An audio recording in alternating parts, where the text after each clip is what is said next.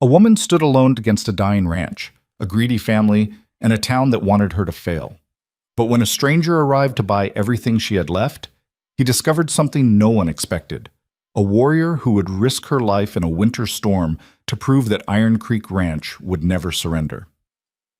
If you want to see how one decision changed everything, stay until the end, hit the like button, and comment your city so I can see how far this story travels. The morning Thomas Calloway died, the vultures started circling before his daughter could even close his eyes. Mara knelt beside her father's bed in the small wooden ranch house, her hand still gripping his cooling fingers when she heard the first wagon rolling up the dirt road. She didn't need to look through the window to know who it was. Her Uncle Raymond had probably been waiting at the town saloon, checking his pocket watch every hour, counting down the minutes until he could claim what he thought should have been his all along. She stood slowly, her knees stiff from kneeling on the hard floor, and walked to the front door. Through the warped glass, she could see Raymond climbing down from his wagon, his belly straining against his vest buttons, his face already arranged into what he probably thought looked like grief. Behind him came two more wagons, her cousin Marcus and his wife, her father's former business partner, a weasel named Pritchard, who'd been trying to buy sections of Iron Creek for years. Mara stepped onto this porch and waited. Raymond stopped at the bottom of the steps, removing his hat with theatrical slowness. "Mara, sweetheart, we came as soon as we heard. He died 20 minutes ago." Her voice came out flat, empty of everything except exhaustion. "How exactly did you hear?" Raymond's face flickered with something that might have been shame if he'd been capable of it. "Doc Henderson mentioned your father was failing. You thought you'd get here fast enough to watch him die so you could start dividing up his property before the body was cold." Marcus stepped forward, his hand raised in a gesture that was probably meant to be soothing. "Now, Mara, that's not fair. We're family. We're here to help you through this difficult— Get off my land." The words came out quiet, but they landed like stones in still water. Raymond's theatrical grief vanished, replaced by the calculating hardness she'd seen in his eyes since childhood. "Your land? Mara, honey, you can't possibly think you're going to run this ranch by yourself.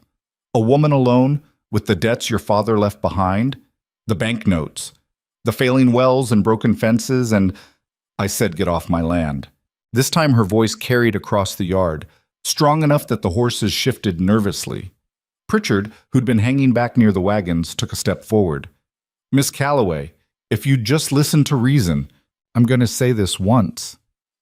Mara walked down the steps until she stood eye to eye with her uncle. She was tall for a woman, built solid from years of ranch work, and she didn't miss the way Raymond took a half step backward. "My father built this ranch from nothing.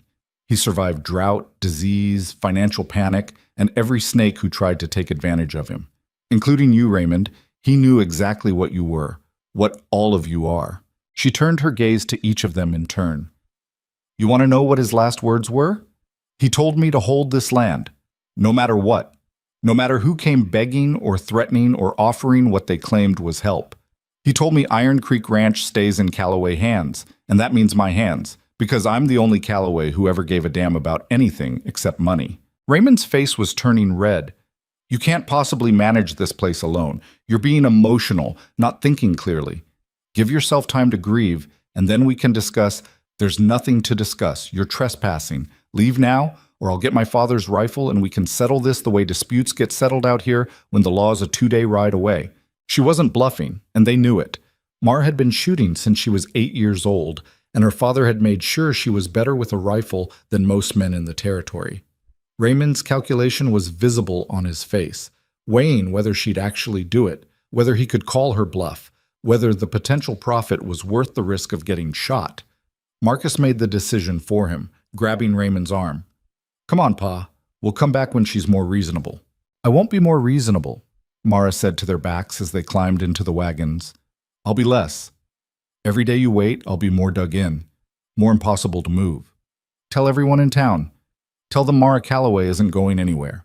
She stood on the porch and watched them leave, the dust from their wagons hanging in the cold October air, long after they'd disappeared down the valley road.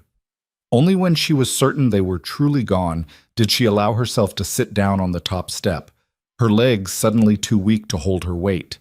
The enormity of what she'd just promised crashed over her like a wave. Hold the ranch. Alone. With debts she couldn't even calculate yet, repairs she'd watched her father put off for years because there was never enough money, never enough time, never enough help. The north fence was falling down. The barn roof leaked in 3 places. The well on the east pasture had gone dry last summer, and they'd never fixed it. The cattle herd had dwindled to maybe 40 head, barely enough to make a profit even in a good year. And she was 35 years old, unmarried, with a reputation in town as Thomas Calloway's strange daughter, who preferred horses to people, and could outwork most men, but had never learned to be soft or charming or any of the things women were supposed to be. But she'd made a promise to her father, and Mara Calloway didn't break promises. She buried Thomas 3 days later in the small cemetery at the edge of the property, next to her mother who died giving birth to a stillborn son when Mara was 12. The reverend from town came out to say words over the grave, along with maybe a dozen townspeople who'd actually liked her father rather than just tolerated him. Doc Henderson was there, looking tired and older than his 50 years. The banker, a careful man named Willis, who'd always treated her father fairly. A few neighboring ranchers who'd traded work and supplies over the years. Mrs. Chen from the general store, who'd extended her father credit more times than Mara could count. No family. Raymond and Marcus and the rest had apparently decided to wait for her to fail rather than pretend to mourn. After the service, Doc Henderson pulled her aside. "Your father was a good man, Mara. Stubborn as a mule with a burr under its saddle, but good.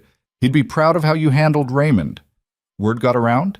Honey, Raymond was complaining in the saloon within an hour of leaving here. Half the town's taking bets on how long you last." "And the other half?" Doc smiled grimly.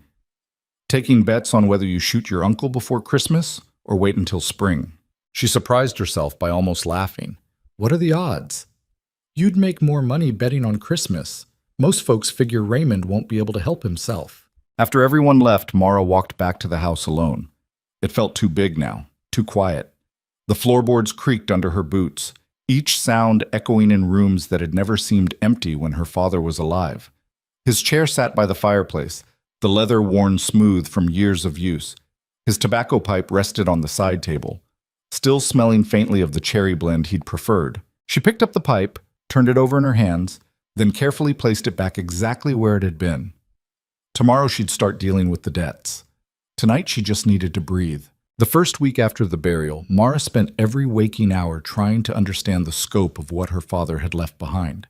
The ranch books were a mess. Thomas had never been good with numbers, and in his final years he'd stopped trying to track everything carefully.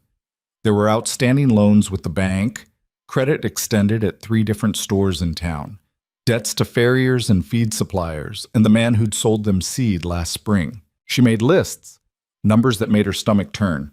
The ranch owed nearly $800 in total, a staggering sum that would take years to pay off even if everything went perfectly, which nothing ever did.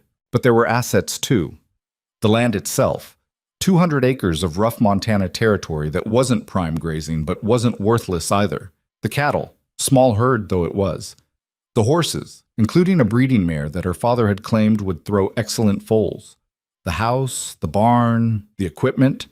If she was smart, if she worked harder than she'd ever worked, if luck was on her side for once, she might be able to hold on. She started before dawn every morning, working until her hands bled and her back screamed. The fence repair alone took 2 weeks, walking every inch of the northern boundary, replacing posts that had rotted through, restringing wire that had rusted and snapped. She worked in freezing rain that turned the ground to mud, in wind that cut through her coat like knives, and the kind of bitter cold that made her fingers go numb even inside thick gloves. At night, she collapsed into bed too exhausted to dream, then woke before sunrise to do it all again. The town watched with a mixture of pity and anticipation. Some folks were genuinely kind. Mrs. Chen at the general store continued extending credit without being asked. Doc Henderson stopped by twice to check on her under the pretense of looking at a horse he might want to buy. A neighboring rancher named Sam Garrett sent over his 2 sons to help with the fence for a day without expecting payment. But others were already planning for her failure. Raymond made a point of visiting the bank every few days, asking Willis about foreclosure timelines. Pritchard started quietly spreading the word that he'd be interested in buying the property once Mara gave up. A young rancher named Cole Brennan, who'd proposed to her 3 years ago and never quite forgiven her for saying no, told anyone who'd listened that women weren't meant to run ranches and nature would prove him right soon enough. 6 weeks after her father's death, on a cold afternoon in late November, Mara was working in the flower garden when she heard a horse approaching. The garden was her one concession to something other than pure survival. Her father had planted it years ago, claiming her mother had loved flowers, and Mara had maintained it stubbornly, even when it seemed ridiculous to waste water and effort on something that didn't directly keep the ranch alive. There were roses, tough prairie varieties that could survive the harsh winters, wildflowers she'd transplanted from the hills, a few herbs her mother had apparently used for cooking and medicine. It was a small patch of beauty in a landscape of struggle, and she protected it fiercely. She looked up from pulling weeds to see a man riding toward the house on a dark bay horse. He sat straight in the saddle, moving with the easy confidence of someone who'd spent most of his life on horseback. As he got closer, she could make out more details. Tall, broad-shouldered, maybe 40 years old, with dark hair going gray at the temples, and a face weathered by sun and wind into hard, clean lines. A stranger. Out here, strangers usually meant trouble. Mara stood slowly, brushing dirt from her hands, and waited. She'd left the rifle leaning against the porch, too far away to reach quickly. Stupid. Her father would have scolded her for being careless. The man reined his horse to a stop about 15 feet away and touched the brim of his hat. "Miss Calloway?" "That's right." Her voice came out cautious, neutral. "Can I help you?" "My name is Gideon Rowe. I ranch north of here, up near the Canadian border. I heard about your father's passing. I'm sorry for your loss." "Thank you." She studied him carefully, trying to read his intentions. He didn't look like a debt collector or a land speculator, but appearances could be deceiving. "That's a long ride just to offer condolences to someone you don't know." A faint smile touched the corner of his mouth. "I'll be honest with you, Miss Calloway. I didn't ride down here just to pay respects. I came to make you an offer." There it was. Her shoulders stiffened. "What kind of offer?" "I'd like to buy Iron Creek Ranch. All of it. The land, the buildings, the livestock. I'll pay fair market value, plus enough to clear any outstanding debts. You'd walk away free and clear, with money in your pocket to start fresh somewhere else." The words hung in the cold air between them. Mara felt something twist in her chest, a complicated mix of anger and exhaustion and bitter amusement. "Let me guess," she said quietly. "You heard that a woman alone couldn't possibly keep this place running. You figured I'd be desperate by now, ready to take any offer that got me out from under the burden. You probably thought you were being generous, riding all this way to save me from my own stubbornness." Gideon's expression didn't change, but something shifted in his eyes. "That's about the shape of it. Yes, at least he was honest." She almost respected that. "Well, Mr. Rowe, I appreciate you being straight with me, so I'll return the favor. Iron Creek Ranch isn't for sale. Not to you, not to anyone, not now, not ever. My father built this place from nothing, and I promised him I'd hold it. So unless you've got some other business here, I'd suggest you turn that horse around and head back north." He didn't move. Instead, he looked past her at the ranch, the house with its weathered wood and sagging porch, the barn with its obvious roof damage, the pastures that clearly needed work. His gaze traveled slowly across the property, and she could practically see him calculating everything that was broken, everything that needed fixing, everything that would take money and labor and time she didn't have. When his eyes came back to her, they were different, sharper, more curious. "How long have you been working on those north fences?" he asked. The question caught her off guard. "What?" "The fence line I rode past on my way in. Fresh posts, new wire in sections. That's hard work for one person." "How long did it take you?" She crossed her arms. 2 weeks. "By yourself?" "Yes." He nodded slowly, and she couldn't read what he was thinking. The silence stretched out until it became uncomfortable, and Mara was about to tell him again to leave when he spoke. "I'm a widower, Miss Calloway. Lost my wife 4 years ago to fever. I've got a son, 13 years old. The ranch up north is profitable, but it's big and it's lonely, and my boy needs more than just cattle and mountains. I came down here thinking I'd buy a second property, something closer to town, somewhere we could build a different kind of life." "That's not my problem," Mara said, though her voice had lost some of its edge. No, it's not. Gideon gathered his reins, preparing to leave. But I'll tell you something. In my experience, there are two kinds of people who refuse to sell land when every practical reason says they should. There are fools who don't understand what they're up against, and there are fighters who understand perfectly well and don't care. He turned his horse, then paused and looked back at her. You don't strike me as a fool, Miss Calloway. He rode away before she could form a response, leaving her standing in the flower garden with her heart beating too fast and her mind racing with thoughts she couldn't quite organize. That night, she dreamed of her father. He was standing in the barn, running his hand along the wooden stall where they'd kept her mother's favorite mare. The dream had the fuzzy, golden quality of memory. She was 12 again, skinny and awkward, watching him work. Some things are worth more than what they cost you to keep them, he was saying, though she couldn't remember if these were real words he'd spoken or just her mind creating what she needed to hear. Land has memory, Mara girl. It remembers the people who loved it, who worked it, who bled for it. That memory is worth something. Don't ever let anyone tell you it's not. She woke before dawn, as always, but this time she lay still for a moment, staring at the ceiling beams her father had cut and fitted himself when he'd built this house 30 years ago. Worth something. She got up and went to work. The morning was brutal, 20 degrees and falling, with wind that cut through every layer of clothing she owned. She was hauling water from the creek to the livestock troughs, a job that took 2 hours of hard labor with buckets and a shoulder yoke when she saw the rider approaching. Gideon Rowe again, on the same dark bay horse. And this time he had a boy with him, gangly and quiet, sitting on a gray mare that looked too gentle to be anything but a careful choice for a young rider. Mara set down the buckets and waited, her arms aching, her breath misting in the cold air. Gideon reined up and nodded a greeting. Miss Calloway. Mr. Rowe. She glanced at the boy, who was watching her with dark eyes that seemed too serious for 13. I thought I made myself clear yesterday. You did. Gideon swung down from his horse with easy grace. I'm not here to make another offer. I'm here to fix your barn roof. She stared at him. What? Your barn roof is damaged. Next heavy snow, it's likely to collapse and kill whatever livestock you've got sheltered inside. I noticed it yesterday, and I've got the materials and the time. Thought I'd come help. I don't need... She stopped herself because that was a lie, and they both knew it. She did need help, desperately. The question was why he was offering it. What's the catch? No catch. Everyone wants something, Mr. Rowe. Call me Gideon. He pulled work gloves from his coat pocket. And you're right, I do want something. I want to see if I was right about you. Right about what? Whether you're the kind of fighter who can actually hold this place, or if you're just putting off the inevitable. He met her eyes steadily. Either way, your barn roof still needs fixing, and I don't like watching good livestock freeze because of pride. The boy spoke for the first time, his voice quiet but clear. Pa's good with roofs, ma'am. He fixed ours after the hailstorm last spring, and I can help with the water hauling if you need it. Something in Mara's chest cracked, just a little.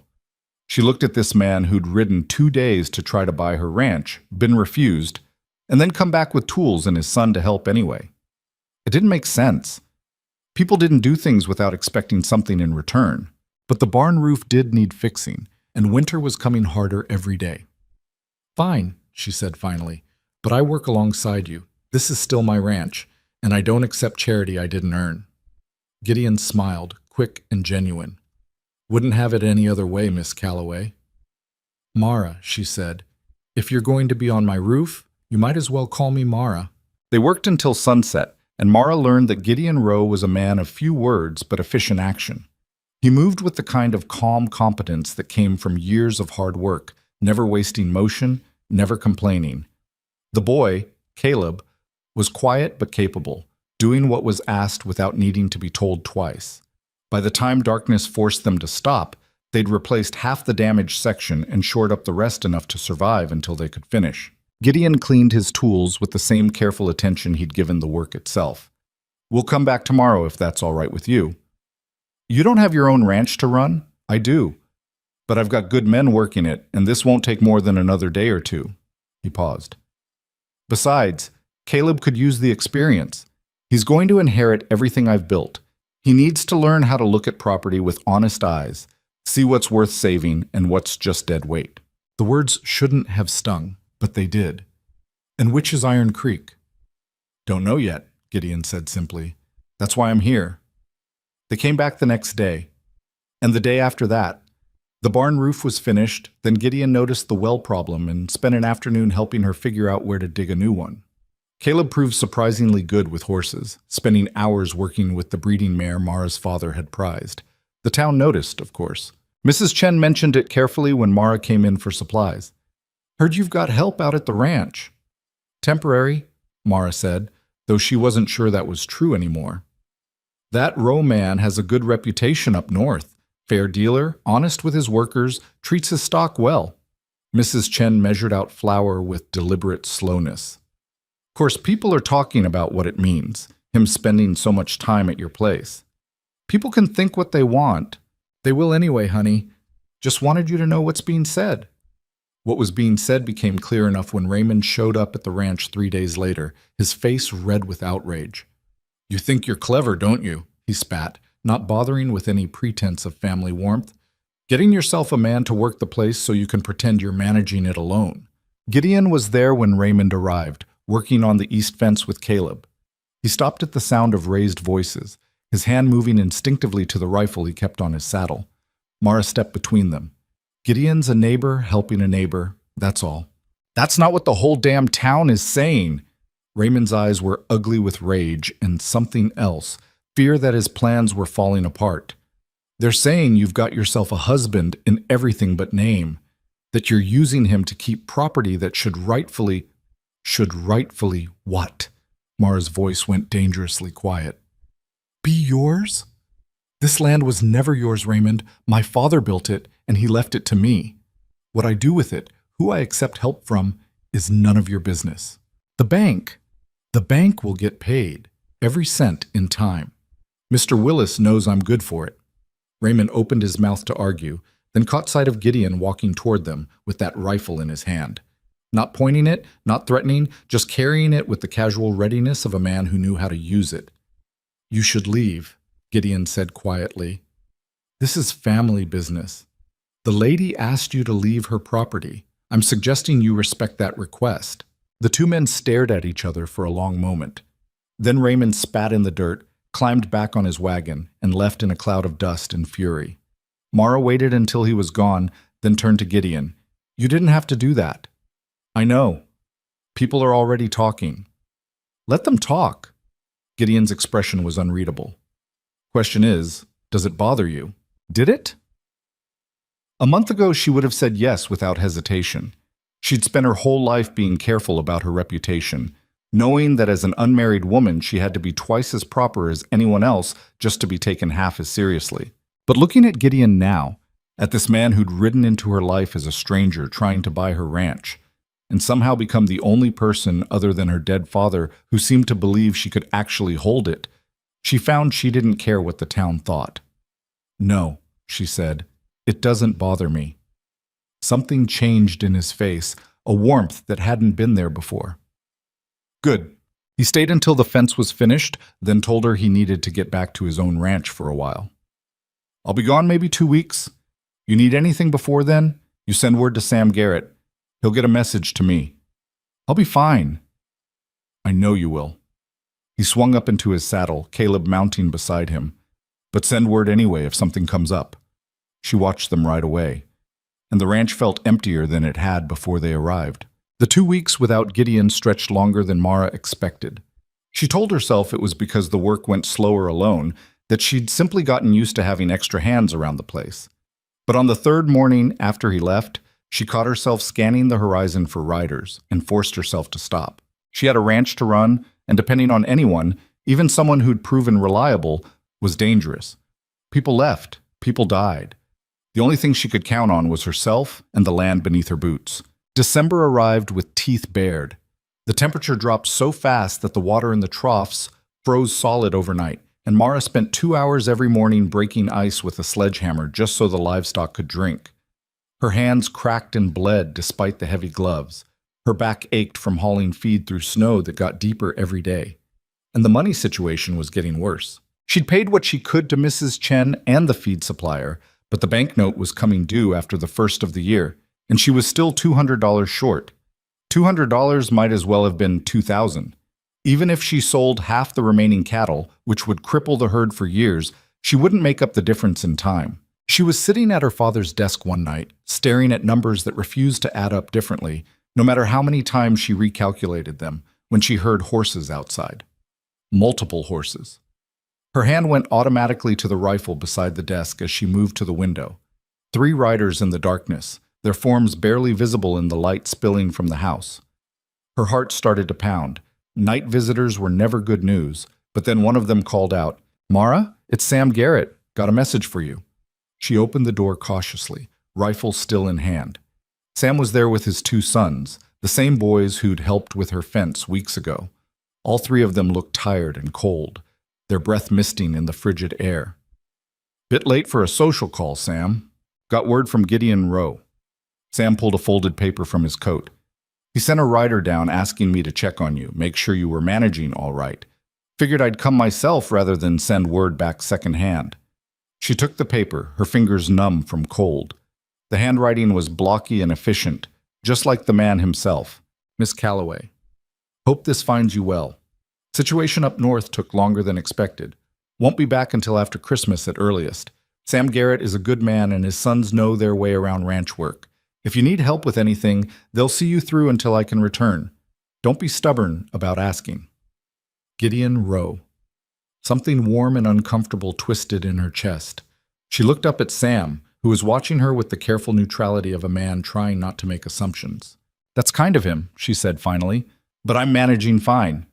Sam's older boy, a gangly 17-year-old named Patrick, cleared his throat. "Ma'am, no disrespect, but we rode past your south pasture on the way in. You've got fence down in 3 places, and there are cattle tracks heading toward the breaks.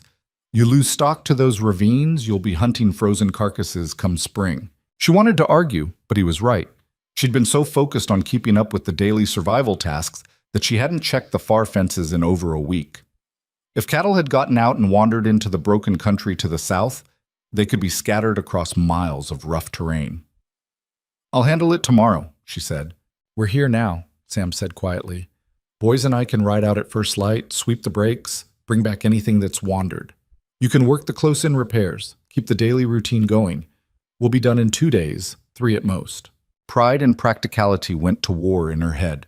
Pride said she didn't need anyone's help, that accepting it made her weak, that every person she let in was another potential disappointment waiting to happen. Practicality said she was one woman trying to do the work of 4 people, and if she didn't accept help when it was genuinely offered, she'd lose everything anyway. Practicality won, but barely. 2 days, she said, and I pay you what I can when I can. Don't insult me, Mara. Sam's voice had an edge now. Your father helped me through a drought year that would have broken me. Gave me credit on hay when nobody else would. Didn't ask for payment until I was back on my feet. I owed him, and now I owe you. So we're helping, and there's no debt attached. Understood? She nodded, not trusting her voice. Sam and his boys made camp in the barn that night, refusing her offer of the house despite the cold. They were out before dawn, riding into the breaks with coiled ropes and the kind of easy competence that came from years of working difficult country. Mara spent the day on closer work, mucking stalls, repairing a section of corral fence that had started to splinter, checking the breeding mare, who was getting close to foaling. The mare was her father's last gamble, purchased with money they couldn't really afford in the hope that her bloodline would produce foals worth selling. If the mare died in foaling, or if the foal was weak or malformed, it would be another door closing on any chance of making the ranch profitable again. Patrick came back around midday with news. Found 11 head scattered through the ravines. A couple of them were in bad shape, cut up from thorns, half frozen. We're bringing them back slow. How bad is bad shape? One probably won't make it. The rest should pull through with some care. She nodded, calculating losses she couldn't afford. Thank you for finding them. Or, yes, ma'am. He hesitated, then added, My pa says you're doing what most men couldn't do, keeping this place going alone. Says your father would be proud. The words hit harder than she expected. She turned away, pretending to check the mare's water trough so Patrick wouldn't see her face. Your father's a kind man. He's an honest man, Patrick corrected. If he said it, he meant it. That night, After Sam and his boys had brought the cattle in and doctored the worst of the injuries, Mara made dinner for all of them. It wasn't much, venison stew and hard bread, but it was the first meal she'd shared with other people since her father died, and it made the house feel less like a tomb. Sam's younger boy, Michael, ate 3 bowls and asked if ranching was always this hard. Harder usually, Sam said. This is an easy year compared to some I've seen. Mara almost laughed at that. An easy year. Her father dead, the ranch drowning in debt, winter coming on like a hammer. But she supposed it was true. There'd been no drought, no epidemic among the cattle, no catastrophic injury that would have ended everything in an instant. Just the slow, grinding difficulty of trying to survive. "Why do you do it then?" Michael asked. "If it's so hard, why not sell out and do something easier?" Sam looked at Mara, then back at his son. "Because some things are worth the fight. And because when you've put your blood and sweat into land, it becomes part of you. Selling it would be like cutting off your own arm." "That's dramatic, Pa." "Maybe, but it's true." They left the next morning after helping her move hay closer to the feeding areas. Sam gripped her shoulder as he mounted his horse. "You need anything before spring, you send word, and don't wait until things are desperate. Asking for help before everything falls apart is smarter than asking after." "I'll remember that." "Will you, though?" His eyes were shrewd. "You're as stubborn as your father was, Mara. That's not always a virtue." She watched them ride away, then turned back to the endless list of tasks that never got shorter. But something felt different now, lighter. Maybe it was knowing that not everyone in the territory was waiting for her to fail. Maybe it was the simple fact of having survived another crisis without losing everything. Or maybe it was the letter still folded in her pocket, written in Gideon Rowe's careful hand, that reminded her she wasn't as alone as she'd thought. Christmas came and went with little ceremony. Mara allowed herself one concession. She cut a small pine from the hills and set it up in the front room, decorating it with the simple ornaments her mother had made years ago. Glass baubles wrapped in faded ribbon, carved wooden stars, strings of dried berries. She sat alone on Christmas Eve, drinking coffee that had gone cold, and tried not to think about all the Christmases before this one. Her father telling stories by the fire. Her mother, a dim memory now, singing carols in a language Mara had been too young to learn before she died. The years when the house had felt full instead of empty. On the day after Christmas, Gideon came back. She was in the barn checking on the breeding mare when she heard the horse. Her heart jumped before she could stop it, and she hated herself for the reaction. But when she stepped outside and saw Gideon riding up with Caleb beside him, both of them bundled against cold that had turned brutal, she couldn't quite suppress the relief that flooded through her. Gideon swung down from his horse, his face reddened from wind, his eyes tired but alert. "Mara, you're back," said I would be. He looked around the ranch, taking in the repairs that had been made, the cattle in the near pasture, the smoke rising from the chimney. "Sam said you had some trouble with the south fence." "Sam talks too much." "Sam's a good friend." Gideon pulled saddlebags off his horse. "How's the mare?" "Close. Maybe a week." Caleb had dismounted and was already heading toward the barn, moving with the kind of comfort that came from time spent in a place. Gideon watched his son go, then turned back to Mara. "I brought supplies. Feed supplements for the mare, some extra lamp oil, coffee that doesn't taste like burnt dirt." He paused. "And I was hoping you'd let us stay for a while. Through the worst of winter, maybe, if you're willing." The offer should have raised every defensive instinct she had. Instead, she found herself asking, why? "Because my ranch up north is running fine without me standing over it every minute. Because Caleb needs more than just isolation and hard work. And because—" He stopped, seemed to reconsider his words, then continued. "Because I keep thinking about what you're doing here. Building something from almost nothing, refusing to quit when everyone expects you to. That's worth being part of, even if it's just for a season. People will talk even more than they already are." "Let them. The town will assume we're—" She didn't know how to finish that sentence.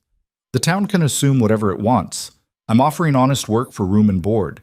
If you need help and I can provide it, seems foolish for both of us to pretend otherwise out of fear of gossip." Caleb appeared in the barn doorway. "Pa, the mare's definitely close. She's waxing and her belly's dropped." Gideon looked at Mara, waiting for an answer. She should say no. She should protect herself from the complication of having people around, from the risk of depending on someone. from the inevitable moment when they'd leave and she'd be alone again. "Through winter," she said. "You help with the work, I'll feed you and give you the spare room. When spring comes, we reassess." Something that might have been satisfaction crossed his face. Fair enough. They fell into a routine that felt disturbingly natural. Gideon took over the heavy repairs and the far fence checks, the kind of work that required strength Mara had, but that left her exhausted for days. Caleb proved surprisingly capable with the horses and the detail work, cleaning tack, organizing the barn, keeping tools in working order. Mara handled the planning, the finances, the decisions about which animals to keep and which to sell, when to buy feed, and when to gamble on the weather holding. It was still her ranch, her responsibility, but now the crushing weight of doing everything alone had lifted just enough that she could breathe. The breeding mare foaled on a night when the temperature had dropped below zero and the wind was howling like something alive and hungry.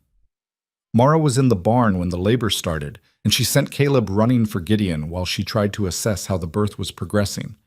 Not well. The mare was down, straining, but nothing was happening. Mara ran her hands over the swollen belly, feeling for the foal's position, and her heart sank. Breach. The foal was coming backward, which meant both the mare and the baby were at risk. Gideon arrived running, his shirt half-buttoned, his hair wild from sleep. He took one look at the situation and started giving orders. "Caleb, get more light. Mara, I need hot water and clean cloths. Move." They worked for 2 hours in the freezing barn, trying to turn the foal, trying to help the mare push, trying everything they knew, and some things they were improvising out of desperation. The mare was failing, her strength giving out, and Mara could feel the moment approaching when they'd have to choose between saving the mother or trying to save the foal. "We're losing her," she said, her voice cracking. "Not yet."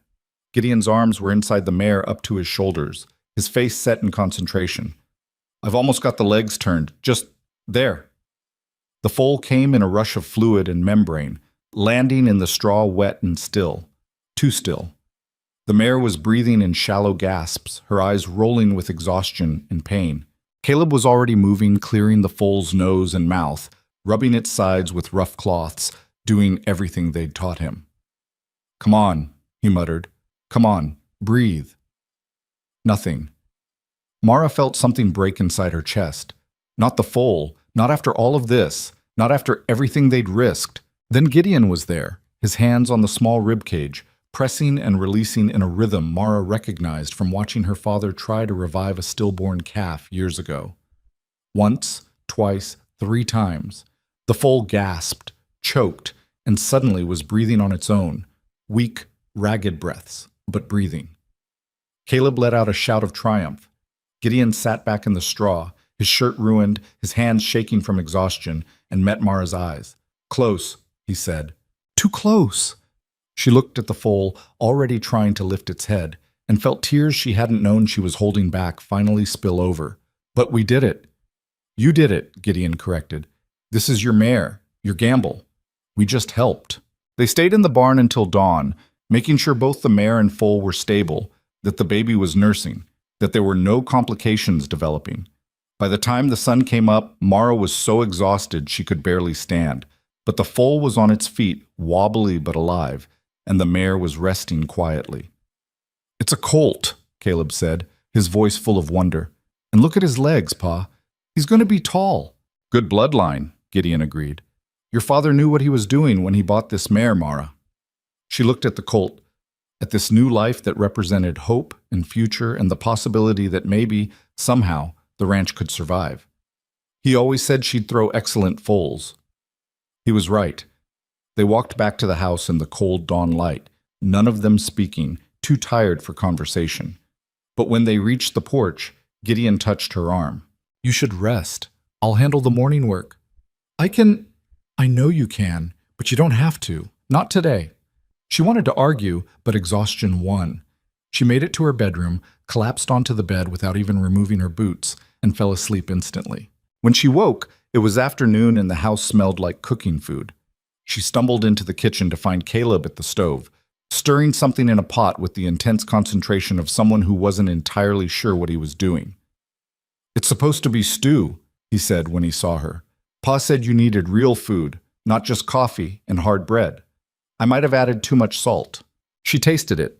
It was oversalted, and the vegetables were unevenly cut, and it was possibly the best thing anyone had made for her in months. It's perfect. Caleb's face lit up with pride, and Mara felt something in her chest shift. This boy, this quiet kid who'd been so serious when she first met him, was starting to smile more, talk more, exist in the world with less of the careful wariness that grief left behind. She understood that wariness. She'd been living with it herself since her father died. After they ate, she made herself go check on the books again, face the numbers that hadn't gotten better just because a foal had survived. The banknote was due in less than a week, and she was still short. Not as badly as before. She'd sold some cattle to a buyer from Helena at a decent price, but enough that she'd have to grovel to Willis and beg for an extension. She was staring at the ledger when Gideon came in, stomping snow off his boots. "Storm's coming," he said. "Big one, if the sky's any indication. We should bring the cattle in closer, make sure everything's secured." "All right." She didn't look up from the numbers. He was quiet for a moment, then crossed the room and looked over her shoulder at the ledger. She thought about closing it, hiding the extent of the financial disaster. But what was the point? He'd been living here for weeks. He knew how tight things were. "How short are you?" he asked quietly. $70. Might as well be 700. "I could—" "No." She closed the ledger with more force than necessary. "I'm not taking money from you, Gideon. It would be a loan. You could pay me back when— When what? When some miracle happens and the ranch becomes profitable? When I suddenly have extra money lying around?" She stood, needing to move, to pace, to do something other than sit still with her failure. "I appreciate what you've done here. I do. But I'm not going to dig myself deeper into debt, especially not to you." "Why especially not to me?" "Because it would change things. Because accepting money from him would shift the balance between them, make her beholden in a way she couldn't afford to be. Because she was already depending on him more than she'd intended, and adding financial debt to that equation felt dangerous." "Just because," she said finally. Gideon studied her for a long moment, his expression unreadable. Then he nodded. "All right, but if you change your mind—" "I won't." The storm hit that night with a fury that made the previous winter weather seem gentle. Wind screamed around the house, driving snow so thick that Mara couldn't see the barn from the window. The temperature plummeted until the inside of the house was cold despite the fire roaring in the hearth. They spent 3 days trapped inside while the storm raged. Mara paced like a caged animal, worried about the livestock, the buildings, everything that could be going wrong that she couldn't see or fix. Gideon remained calm, almost maddeningly so, working on repairing tack and tools inside while the world tried to tear itself apart outside. Caleb read books from Thomas Calloway's small collection, occasionally asking Mara questions about ranching that showed he was paying attention to more than just the immediate work. On the second night, while Caleb was asleep and the wind was still howling, Gideon broke the comfortable silence they'd fallen into. "Can I ask you something?" Mara looked up from the harness she was mending. "Go ahead." "Why are you so determined to hold this place? And don't say it's because you promised your father. There's more to it than that." She set down the harness, considering whether to answer honestly, but they'd been through enough together that pretense seemed pointless. "Because if I lose this ranch, what was the point of any of it? My mother dying in childbirth, my father working himself to death, all the years I spent here instead of going to San Francisco or Denver or anywhere else where a woman might actually have options." She stared into the fire, watching the flames dance. "If I lose Iron Creek, then it all meant nothing. Every sacrifice, every hard choice, every time we did without so we could keep this land, it all becomes just wasted suffering, and I can't accept that." "It wouldn't mean nothing," Gideon said quietly. "Your parents lived. They loved each other and they loved you. That matters whether the ranch survives or not." "Easy for you to say. You still have your ranch." "I do. But I lost my wife anyway. And I spent a long time after Sarah died trying to work hard enough that I wouldn't have to think about what I'd lost. Took me years to understand that holding on to the ranch didn't make up for losing her. They were separate things, and pretending otherwise just made the grief worse." She looked at him, really looked, and saw something she'd been too caught up in her own struggle to notice before. He was tired in a way that went deeper than physical exhaustion. The kind of tired that came from carrying weight for too long without anyone to help shoulder it. "How did she die?" Mara asked. "Fever. Came on fast, took her in 4 days. One morning she was fine, laughing at something Caleb said. 4 days later, she was gone. His voice stayed steady, but his hands gripped his coffee cup hard enough that his knuckles went white. I had the best doctor within 100 miles. Had medicine, had help, didn't matter. Sometimes things end whether you fight or not. That's a bleak philosophy. It's an honest one. He set down the cup. But here's the other part. Sometimes things survive when they shouldn't. Sometimes you fight impossible odds and win anyway. The trick is knowing which situation you're in. And which situation am I in? Don't know yet, but I'm starting to think you might pull this off. The words settled between them, warm and unexpected. Mara felt her throat tighten. Why do you care, she asked. About this ranch, about whether I succeed. You don't know me. A few months ago you were trying to buy this place so you could tear it down and build something different. Gideon was quiet for so long she thought he wouldn't answer. Then he said, because I watched my wife die and couldn't do anything to stop it. Couldn't fight hard enough, work hard enough, be good enough to save her. But here you are, fighting for something that everyone says is already dead and refusing to quit. And maybe... He stopped, shook his head. Maybe I need to see if the fighting actually matters sometimes. If it's possible to hold on to something worth having, even when the world's trying to take it away. She understood then. He wasn't here because he pitied her or because he wanted to own her ranch, or even because he was a good man doing the right thing. He was here because he needed to believe that effort mattered, that struggle could lead to something other than loss. They were both trying to prove something, just to different audiences. The storm finally broke on the 4th day, revealing a landscape transformed into something alien and beautiful and dangerous. Snow had drifted in places higher than the fence posts. The barn roof, the one Gideon had repaired, had held, but 2 sections of corral fence had collapsed under the weight. They found 3 dead cattle, frozen in a draw where they'd sought shelter that became a trap. The loss hurt, but it could have been worse. Much worse. We were lucky, Gideon said, surveying the damage. Lucky. Mara's laugh came out bitter. 3 head dead, fences destroyed, and we burned through a week's worth of feed in 4 days. If that's lucky, I'd hate to see unlucky. You would. His voice was grim. I've seen unlucky. This isn't it. They spent the next week digging out, repairing, trying to recover from what the storm had taken. The work was brutal, and Mara felt every one of her 35 years in her aching back and cracked hands. But they managed. On the day she was supposed to go into town to face the bank, she woke to find Gideon already up, drinking coffee in the kitchen. I'll ride in with you, he said, if you want company. She wanted to say no, wanted to handle this alone the way she handled everything. But the truth was, she didn't want to face Willis and his ledgers by herself, didn't want to ride back alone after begging for more time she might not get. All right, she said. Thank you. They rode into town through snow that was melting in patches, creating mud that sucked at the horses' hooves. The town looked tired in the winter light, buildings weathered by hard seasons, people moving through the streets with their heads down against cold that never quite left. The bank was warm, at least, heated by a stove that radiated more heat than Mara's entire house. Willis looked up when they entered, his expression shifting from polite greeting to concern when he saw who it was. Mara, Mr. Rowe. He stood, gestured to chairs. I've been expecting you. I'm short on the payment, Mara said without preamble. $70 short. The storm killed cattle, destroyed fences. I need an extension. Willis pulled out her file, reviewing numbers he probably had memorized. You've been making regular payments, smaller than agreed but consistent. That counts for something. He looked at her over his spectacles. But the bank has limits on how much flexibility I can offer. My board has been asking questions about this loan. What kind of questions? The kind that suggests they'd like to see it resolved one way or another, either paid in full or, he paused delicately, or restructured. Restructured means foreclosure, Mara said flatly.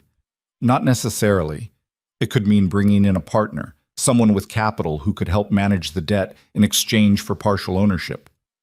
She knew exactly who would volunteer for that role. Raymond had probably already talked to the board. Gideon spoke for the first time. What if she had the full payment? Would that satisfy the board? Willis looked at him curiously. If the note was current, they'd have no grounds to push for restructuring. Why? just exploring options. Gideon stood. Give us a moment. He pulled Mara outside into the cold street where their breath misted between them. Let me pay the $70. No. Mara said, I said no. I'm not going to be in debt to you. You're already in debt. This just changes who you owe. It changes everything. She felt panic rising in her chest, the trapped feeling of walls closing in. If I owe you money, then you have leverage. You could demand payment, force me to sell, claim ownership if I default. It makes you no different than Raymond or any of the other vultures. His jaw tightened. You think I'd do that? After everything? After the roof and the fence and the foal and all of it? You think I'd use money to take your ranch? I don't know what you'd do. I don't know you well enough to be certain. The words hung between them, brutal and honest. Gideon's face went carefully blank, the same expression she'd seen him use when he was checking livestock or assessing storm damage, evaluating a situation without emotion. You're right, he said finally. You don't know me. So here's what I know about myself. I'm not a saint.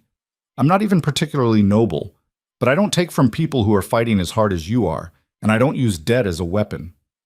He pulled a leather pouch from his coat, heavy with coins, and pressed it into her hand. This is a gift, not a loan. You don't owe me anything. Pay the bank, keep the ranch, and we're even. She stared at the pouch, feeling its weight. $70. Maybe more. Enough to buy her time, buy her breathing room, buy her a chance to make it through to spring. I can't accept this. Why not? Because she struggled to find words for the complicated tangle of pride and fear and stubborn independence that made accepting help feel like surrender. Because I have to do this myself. Why? His voice was gentle now, but insistent. Why do you have to do everything alone? What are you trying to prove, and who are you trying to prove it to? To her father, to the town, to herself, to every person who'd ever looked at her and seen only a woman who'd never be enough. If I don't hold Iron Creek on my own terms, then I haven't really held it at all, she said. That's pride talking, not sense. Maybe, but it's my pride and my choice. Gideon took the pouch back, his expression unreadable. All right, then go in there and tell Willis you need more time. Beg if you have to. See where that gets you. He walked away, leading his horse toward the saloon, leaving her standing in the street with her stubbornness and her debt and her rapidly dwindling options. She went back into the bank, sat down across from Willis, and did exactly what Gideon had said. She asked for more time, explained the storm damage, promised she'd make up the difference within 2 months. Willis listened, made notes, and finally shook his head. I can give you 30 days, Mara. After that, the board will force my hand. If the payment isn't current by then, they'll move to restructure regardless of what I recommend. 30 days. It might as well have been 30 hours. She left the bank feeling hollowed out, defeated in a way the physical work never made her feel. This was different. This was the slow realization that maybe effort wasn't enough, that fighting hard didn't guarantee victory, that sometimes the world simply crushed you no matter how fiercely you resisted. Gideon was waiting outside the saloon, his face carefully neutral. How did it go? 30 days. Her voice came out flat. Then they foreclose. He nodded slowly. And you're still refusing the money? Yes. All right. He mounted his horse. Let's go home. They rode back in silence, the afternoon sun weak and cold on their faces.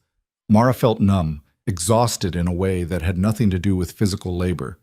She'd been fighting for so long, carrying so much weight, and for the first time since her father's death, she let herself wonder if maybe everyone had been right. Maybe a woman alone couldn't hold a ranch. Maybe all her struggle was just postponing the inevitable. Maybe the smart thing to do was accept defeat gracefully while she still had options. When they reached Iron Creek, Caleb ran out to meet them, his face excited. The colt stood by himself for almost 10 minutes, and the mare's milk is coming in strong. Pa, you should see how... He stopped, looking between them, reading the tension. What happened?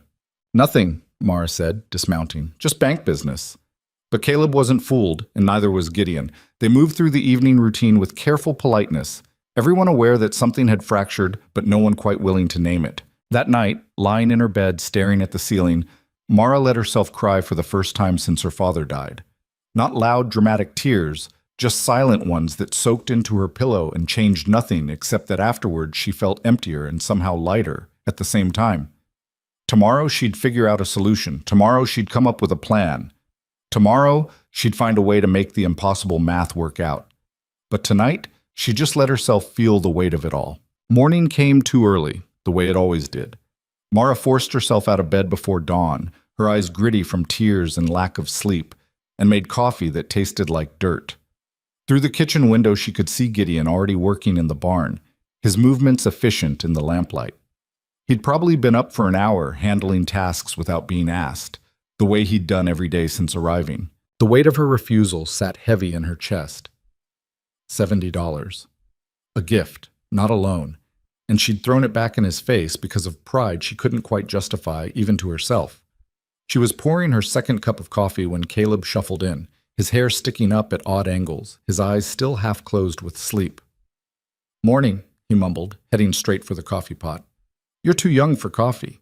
Pa lets me have it sometimes." He poured himself a cup anyway, added enough sugar to make it basically candy, and sat down across from her. They drank in silence for a moment before he spoke again. "Are you mad at Pa?" The directness of the question caught her off guard. "What makes you think that? You barely talked to him last night, and he got real quiet the way he does when something's bothering him." Caleb studied her with eyes that were too perceptive for 13. "Did he do something wrong?" "No." She wrapped her hands around her cup, seeking warmth. "Your father's been nothing but helpful." "Then why are you acting weird?" "I'm not—" She stopped, because she was, and they both knew it. "It's complicated. Adults always say that when they don't want to explain things." Despite everything, she almost smiled. "You sound like you've got this all figured out. I know my pa offered you money, and you said no." Caleb took a sip of his syrup coffee.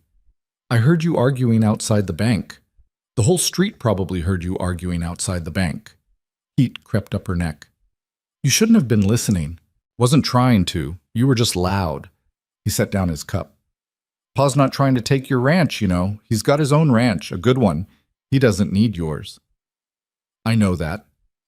"Do you? Because it seems like you think everyone who tries to help you is secretly trying to steal something." The words stung because they were close to true.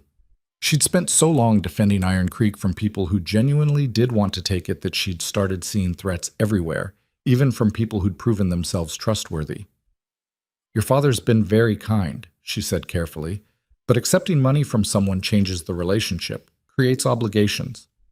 You let Sam Garrett help with the cattle. You didn't pay him. That's different." "How?" She didn't have a good answer for that. Or rather, she had an answer, but it was too complicated to explain to a 13-year-old boy.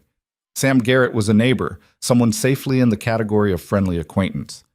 Gideon was something else entirely, something undefined that made her nervous in ways she didn't want to examine. "Just trust me," she said finally. "It's different." Caleb shrugged, clearly unconvinced, and finished his coffee in silence. Then he stood, rinsed his cup with the careful precision his father had probably drilled into him, and headed for the door. He paused with his hand on the frame.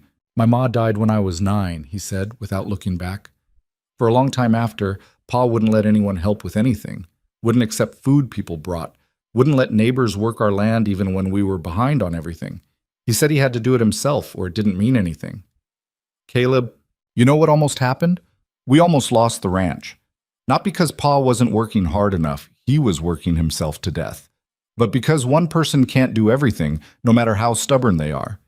It was only when he finally let Sam's brother come help with the harvest that we made it through." He looked back at her then, his young face serious. "Pa learned that accepting help doesn't make you weak. It just makes you smart. Maybe you should learn it too." He left before she could respond, the door closing softly behind him. Mara sat alone in the kitchen, staring into her coffee, and felt something crack in the wall she'd built around herself. Maybe the boy was right. Maybe her determination to do everything alone wasn't strength. It was just another form of fear. She found Gideon in the barn, checking the breeding mare and her colt. The mare was doing well, the colt stronger every day, both of them proof that sometimes risks paid off. Sometimes things survived when they shouldn't. "We need to talk," she said. Gideon straightened, his expression guarded. "All right. I was wrong yesterday about the money." The words came hard, but she forced them out. You were trying to help, and I treated you like you were another Raymond, trying to steal what's mine. That wasn't fair. He was quiet for a moment, then nodded slowly. I understand why you're protective. You've got reason to be. That doesn't make it right. She took a breath. If the offer still stands, I'd like to accept it. The $70. As a gift, like you said. It stands. I don't know when I'll be able to pay you back. It's a gift, Mara. That means you don't pay it back. That's what gift means. She nodded, her throat tight. Thank you. You're welcome. He went back to checking the colt, running his hands over the spindly legs, the small hooves. For what it's worth, I think your father would be proud of how hard you fought for this place, but I also think he'd want you to accept help when it's offered honestly. He wasn't the kind of man who mistook stubbornness for strength. You never met him. How would you know? Because he raised you. And you're stubborn, sure, but you're not stupid. You know when you're beaten, you just don't like admitting it. He smiled faintly. That takes a particular kind of intelligence, the kind that comes from good teaching. Something warm and painful expanded in her chest. She blinked hard, refusing to cry again. He would have liked you, I think. That's good to know. They worked together the rest of the morning, and the tension that had stretched between them since the bank visit finally eased. Caleb watched them with poorly concealed satisfaction, clearly pleased that whatever damage had been done was being repaired. 2 days later, Mara rode back into town with $70 in her pocket. Money that wasn't hers, that she hadn't earned, that came from charity she'd sworn she'd never accept. But the ranch was worth more than her pride, and survival mattered more than how she felt about the means of achieving it. Willis counted the money with his usual precision, made notations in his ledger, and stamped her payment book with obvious relief. That brings you current, he said. The board won't be happy, but they can't force restructuring if the payments are up to date. How unhappy will they be? Unhappy enough that I'd suggest keeping current from here on out. Don't give them an excuse to push harder. He looked at her over his spectacles. Your uncle has been very vocal about his concerns regarding this loan. I'm sure he has. He's also been asking questions about what happens to the property if you die without heirs. Ice slid down her spine. What kind of questions? Hypothetical ones, he claims, but the kind that suggest he's hoping for a particular answer. Willis's expression was grim.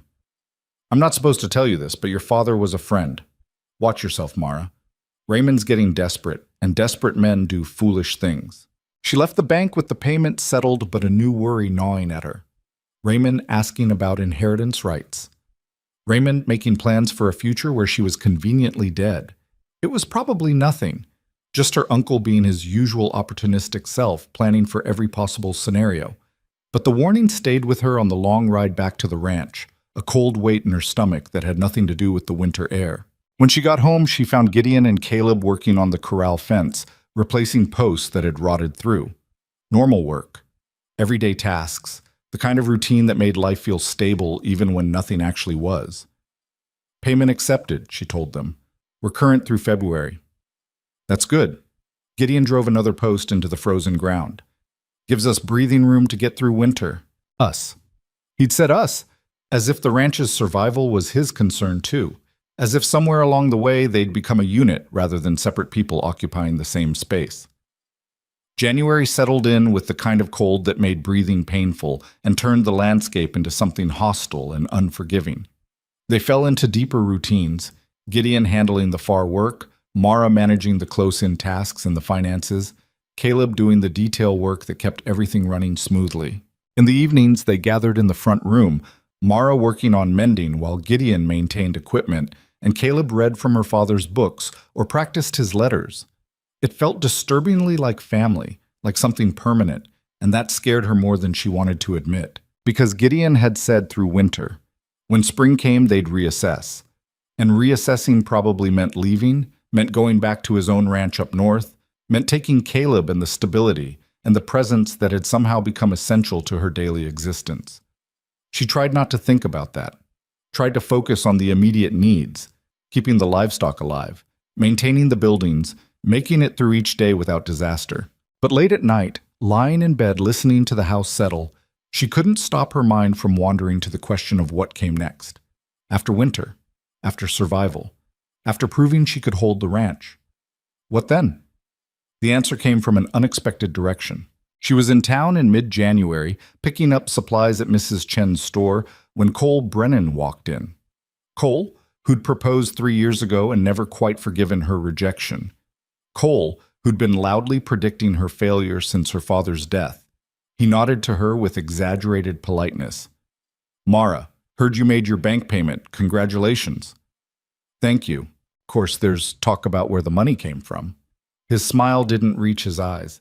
"Some folks are saying that Roe Fellow's been more than just a helping hand around your place."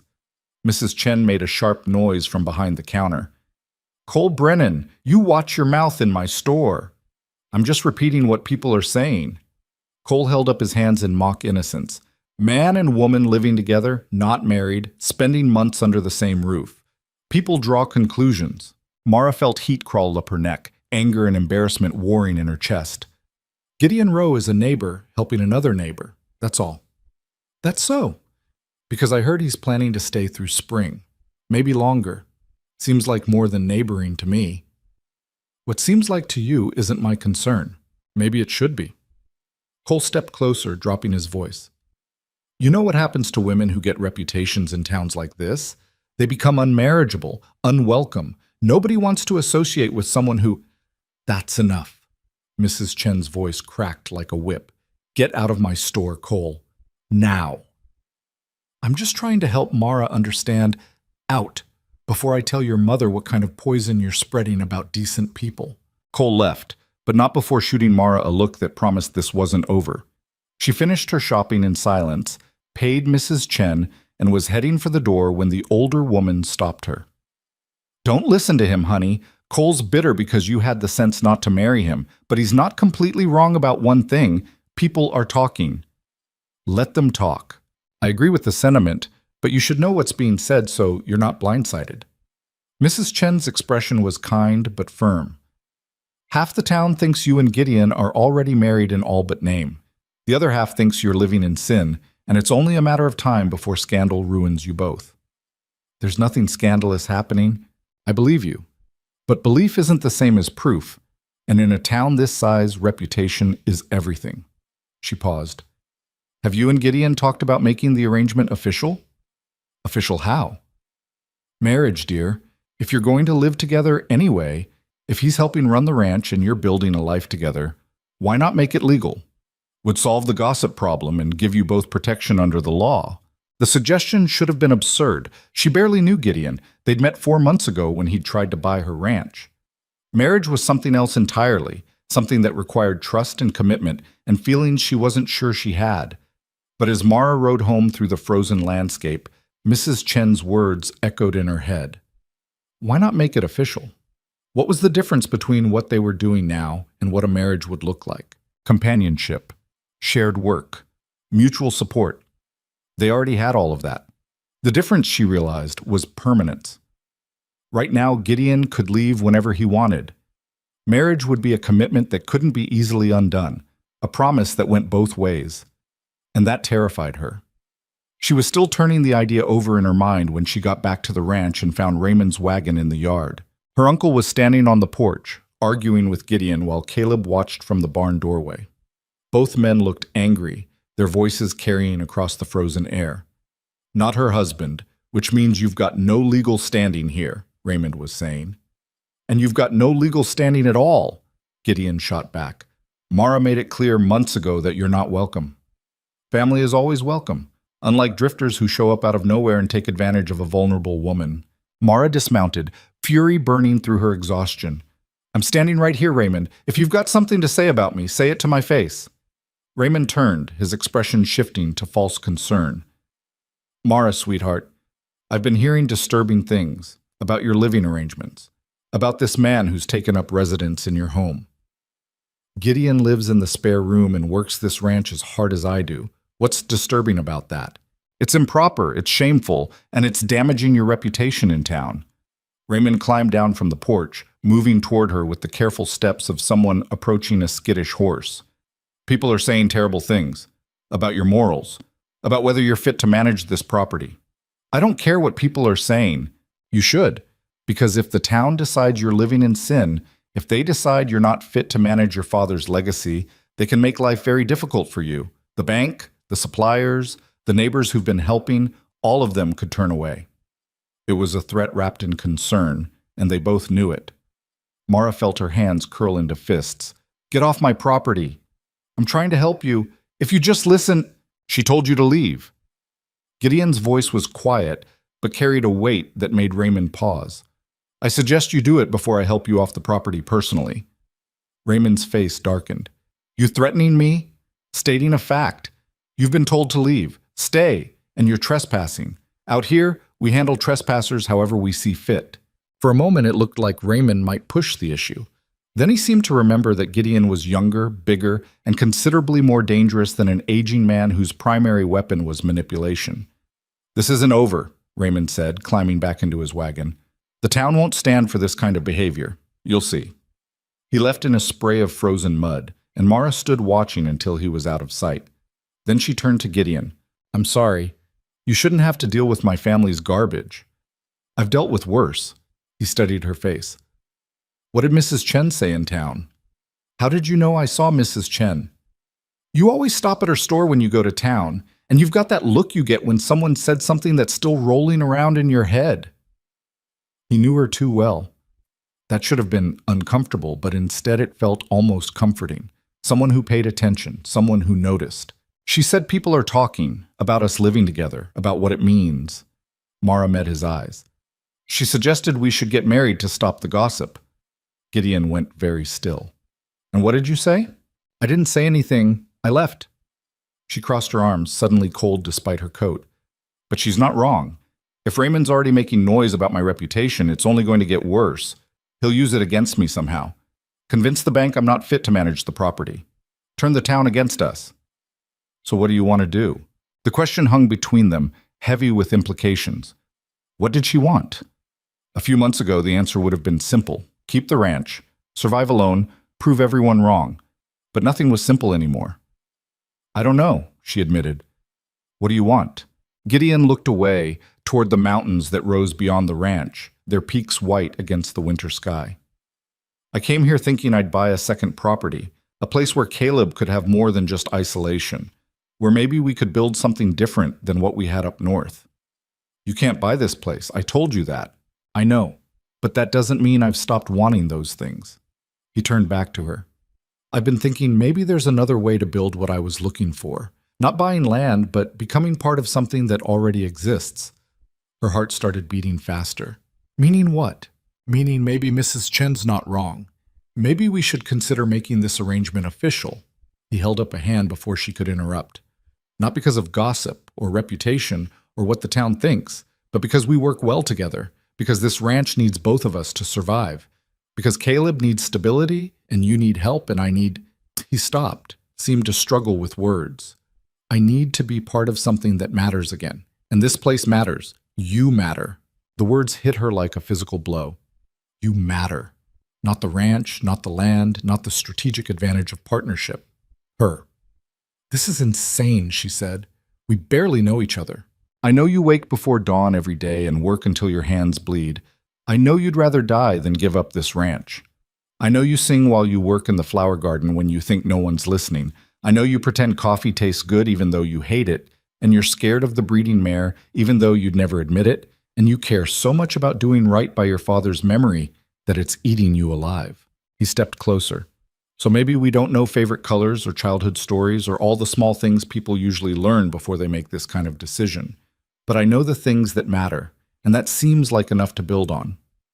Mara's throat was too tight to speak. Everything he'd said was true, and the fact that he'd noticed, that he'd paid attention to details she thought she'd hidden, made something in her chest ache. What about love? She managed finally. What about it? People usually get married because they love each other. People get married for all kinds of reasons. Land, money, family pressure, practicality. His expression was steady, honest. We'd be getting married for the ranch, yes, but also because we respect each other. Because we've proven we can work together through hard times. That's more than a lot of couples start with. And if it doesn't work, if we make each other miserable, then we'll be two miserable people running a ranch instead of one exhausted woman doing it alone and one widower raising a son in isolation. Still seems like an improvement. Despite everything, she almost laughed.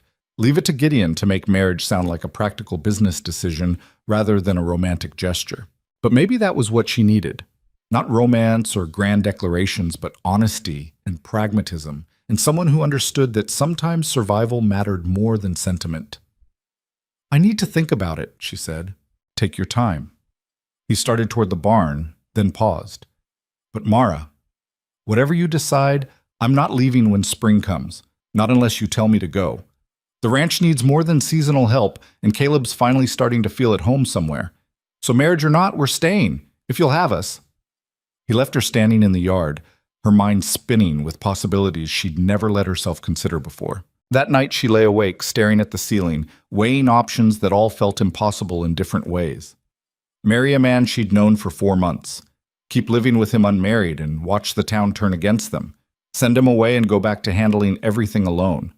None of the choices were good, but some were less terrible than others. In the morning, she found Gideon in the barn doing the early feeding. Caleb was still asleep in the house, which meant they could talk without an audience. I'll marry you, she said without preamble. But I have conditions. Gideon set down the hay he'd been distributing and turned to face her. I'm listening. The ranch stays in my name, all of it. You get no legal claim to the property. Agreed. If this doesn't work, if we end up hating each other, we figure out a separation that doesn't destroy everything we've built. Makes sense. And we're honest with each other. No pretending this is something it's not. It's a partnership for survival, not a love story. Something flickered in his expression, too quick to read. Anything else? Caleb needs to be told the truth, that this is practical, not romantic. I won't have him thinking we're something we're not. He's 13, not stupid. He'll figure out the real situation fast enough. Gideon crossed his arms.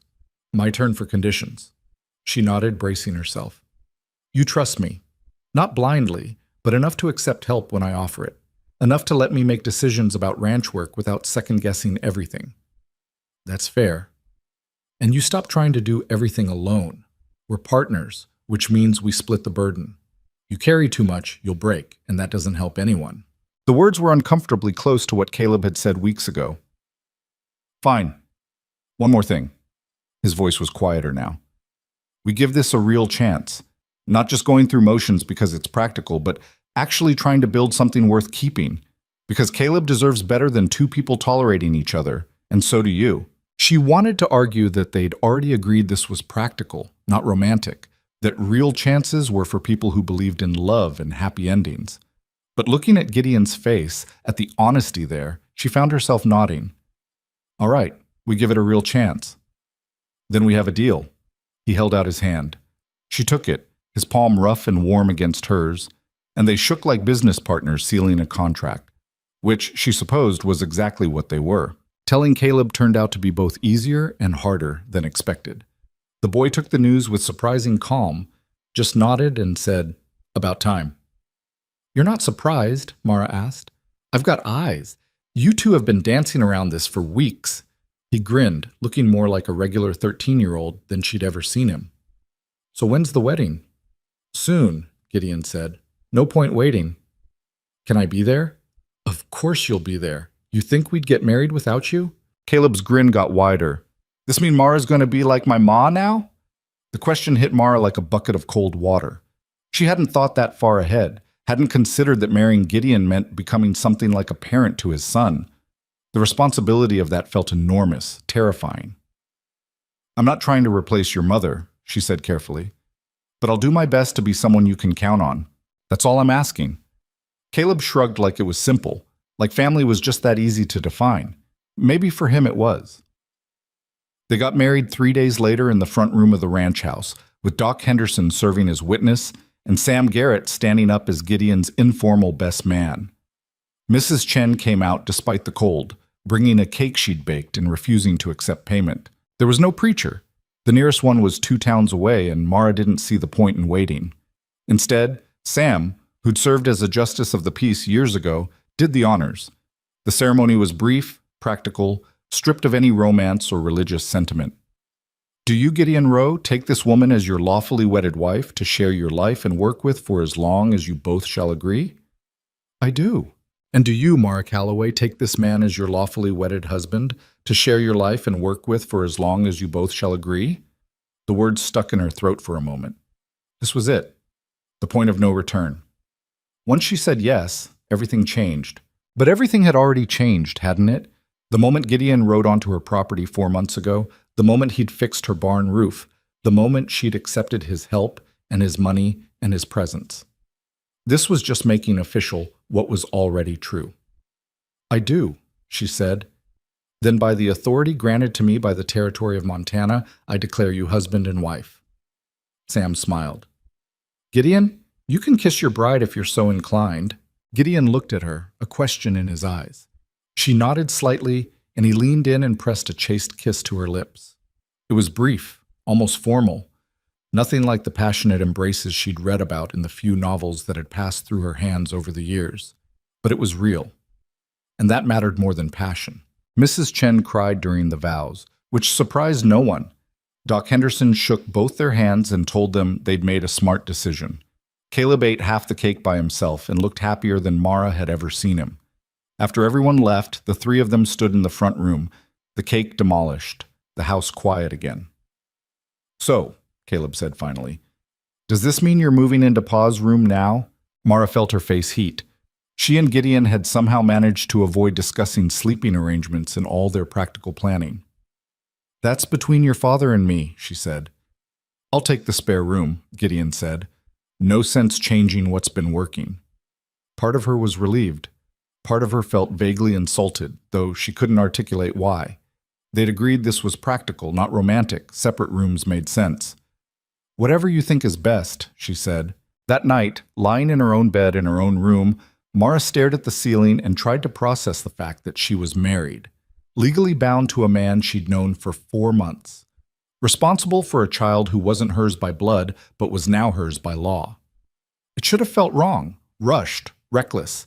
Instead, it just felt like the next logical step in a journey she hadn't planned, but was somehow on anyway. She fell asleep thinking about Gideon's words from earlier. "You matter," and wondering if maybe, despite all her careful protections and practical decisions, she was starting to believe that might actually be true. The first week of marriage was strange in ways Mara hadn't anticipated. Nothing had changed, really. Gideon still slept in the spare room. They still divided the work the same way, still ate meals together and discussed ranch business over coffee.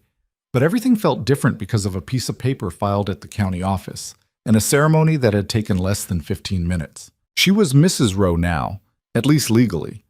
Though she still thought of herself as Mara Calloway, still signed the ranch documents with her maiden name, still felt like the same person she'd been before Sam Garrett had pronounced them married. The town noticed, of course. Word spread faster than wildfire, and within days, everyone within 50 miles knew that Mara Calloway had married that Rowe fellow from up north. The reactions were mixed. Some people seemed genuinely pleased, others disappointed that there wouldn't be a scandal to gossip about, and still others suspicious about the speed of it all. Raymond was furious. He showed up at the ranch a week after the wedding, his face purple with rage, demanding to speak to Mara alone. Gideon informed him politely that whatever he had to say could be said in front of both of them, since they were married now and partners in all things. "This is a sham," Raymond spat, "a desperate grab to keep control of property you can't manage." "The property's being managed just fine," Gideon said evenly. "Better than fine, actually. We made all the bank payments, the livestock are healthy, and we've already started planning spring planting." "You married her for the land, everyone knows it." "I married her because she's a capable woman, and we work well together. The land's hers.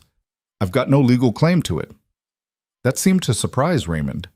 "What?" "The ranch stays in Mara's name," Mara said. "Gideon has no ownership stake. So whatever you were planning, trying to use our marriage to claim the property somehow, or to suggest I'm not competent to manage it, won't work." Raymond's face went from purple to nearly white. He'd clearly been counting on the marriage giving him some kind of leverage, some legal angle he could exploit. "You can't do that. Montana law says a woman can own property in her own name even after marriage if the deed is filed correctly." "Which it is." Mara crossed her arms. "Doc Henderson helped me make sure of it. So the ranch is mine, was mine, will stay mine. You've got no claim to it, Raymond. None. Not while I'm alive." The last three words hung in the air like a threat, and Raymond's eyes narrowed. That almost sounds like you think I'd wish harm on you. I think you do whatever it takes to get what you want, but I also think you're smart enough to know that anything happening to me now would look very suspicious, especially with a husband who'd have every reason to come after anyone who hurt his wife. Gideon said nothing, but his presence beside her was solid and quietly dangerous. Raymond looked between them, clearly trying to find another angle of attack, and came up empty. "This isn't over," he said finally, the same impotent threat he'd been making for months. "Yes, it is," Mara said quietly. "Go home, Raymond. Find something else to obsess over. This ranch is lost to you." He left without another word, and Mara felt something loosen in her chest. Maybe it really was over. Maybe he'd finally accept that Iron Creek Ranch would never be his. February came in cold and clear, the kind of weather that was brutal, but at least predictable. No major storms, no disasters, just the steady grind of keeping livestock alive and buildings maintained through the worst of winter. The breeding mare's colt was thriving, growing stronger every day, showing the promise her father had gambled on. Mara spent hours watching him in the corral, this small proof that sometimes risks paid off, sometimes the impossible actually worked out. She was leaning on the fence one afternoon, the sun weak but warming on her face, when Gideon joined her. "He's going to be tall," he observed. "Good conformation, strong legs. Your father had an eye for bloodlines." "He did." She paused. "I've been thinking about expanding the breeding program. If this colt turns out as good as he looks, we could build a reputation. Sell quality horses instead of just cattle." "That's ambitious. Is it a bad idea?" "No. Actually, it's smart. Horses fetch better prices than cattle if you've got the right stock, and it would diversify your income streams." He glanced at her. "Our income streams, I mean." The correction was small but significant. Our, as if the ranch's success or failure affected him equally, even though legally he had no stake in it. "You really don't want any ownership?" she asked. Most men would insist on it. "I'm not most men, and I've got my own ranch up north if I need to prove my manhood through property ownership." He smiled faintly. "Besides, this way, if you decide I'm more trouble than I'm worth, you can throw me out without a legal battle."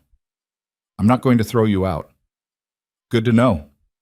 They stood in comfortable silence, watching the colt explore his small world. Then Gideon spoke again, his voice careful. "Mara, can I ask you something?" "Go ahead." "Do you regret it, marrying me?" The question caught her off guard. She looked at him, at his weathered face and steady eyes, and tried to figure out the honest answer. Did she regret it? The practical marriage, the rushed ceremony, the decision made more from necessity than desire? "No," she said finally. "It's strange, and it's not what I ever imagined for myself, but I don't regret it. Do you?" "No." He turned to face her fully. "But I wonder sometimes if you feel trapped, like you had to choose between your reputation and your freedom, and you picked the option that felt less awful." "That's not—" She stopped, because it was partly true. She had felt trapped, cornered by circumstances and gossip, and the reality of needing help she couldn't get any other way. "Maybe at first, but it's working, isn't it? We're making it work." "Working isn't the same as happy." "I'm not unhappy." "That's a low bar, Mara."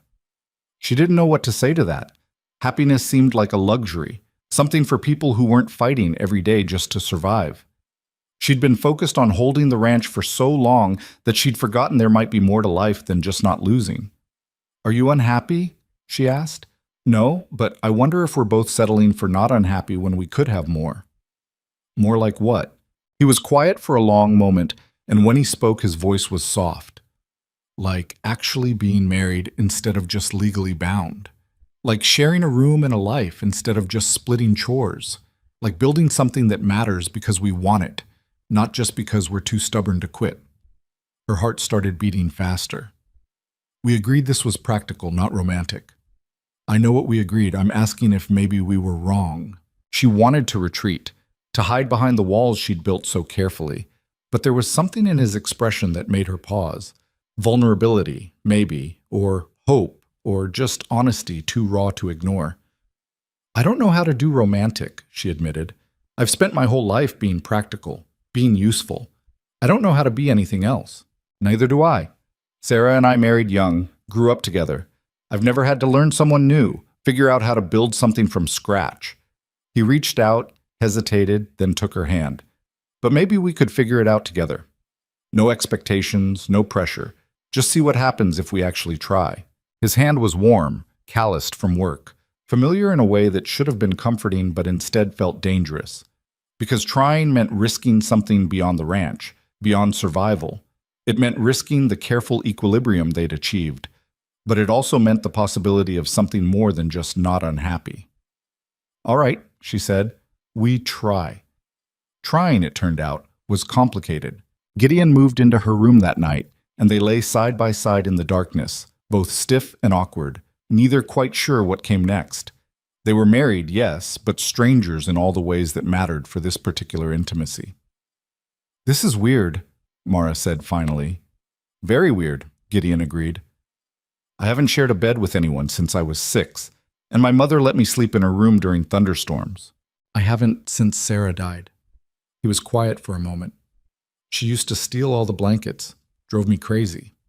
The small detail, offered like a gift, made something in Mara's chest ache. What else did she do that drove you crazy? She sang. All the time. Off-key. Making up words when she forgot them. It was awful, and I loved it. His voice went rough. Haven't heard singing in the house since she passed.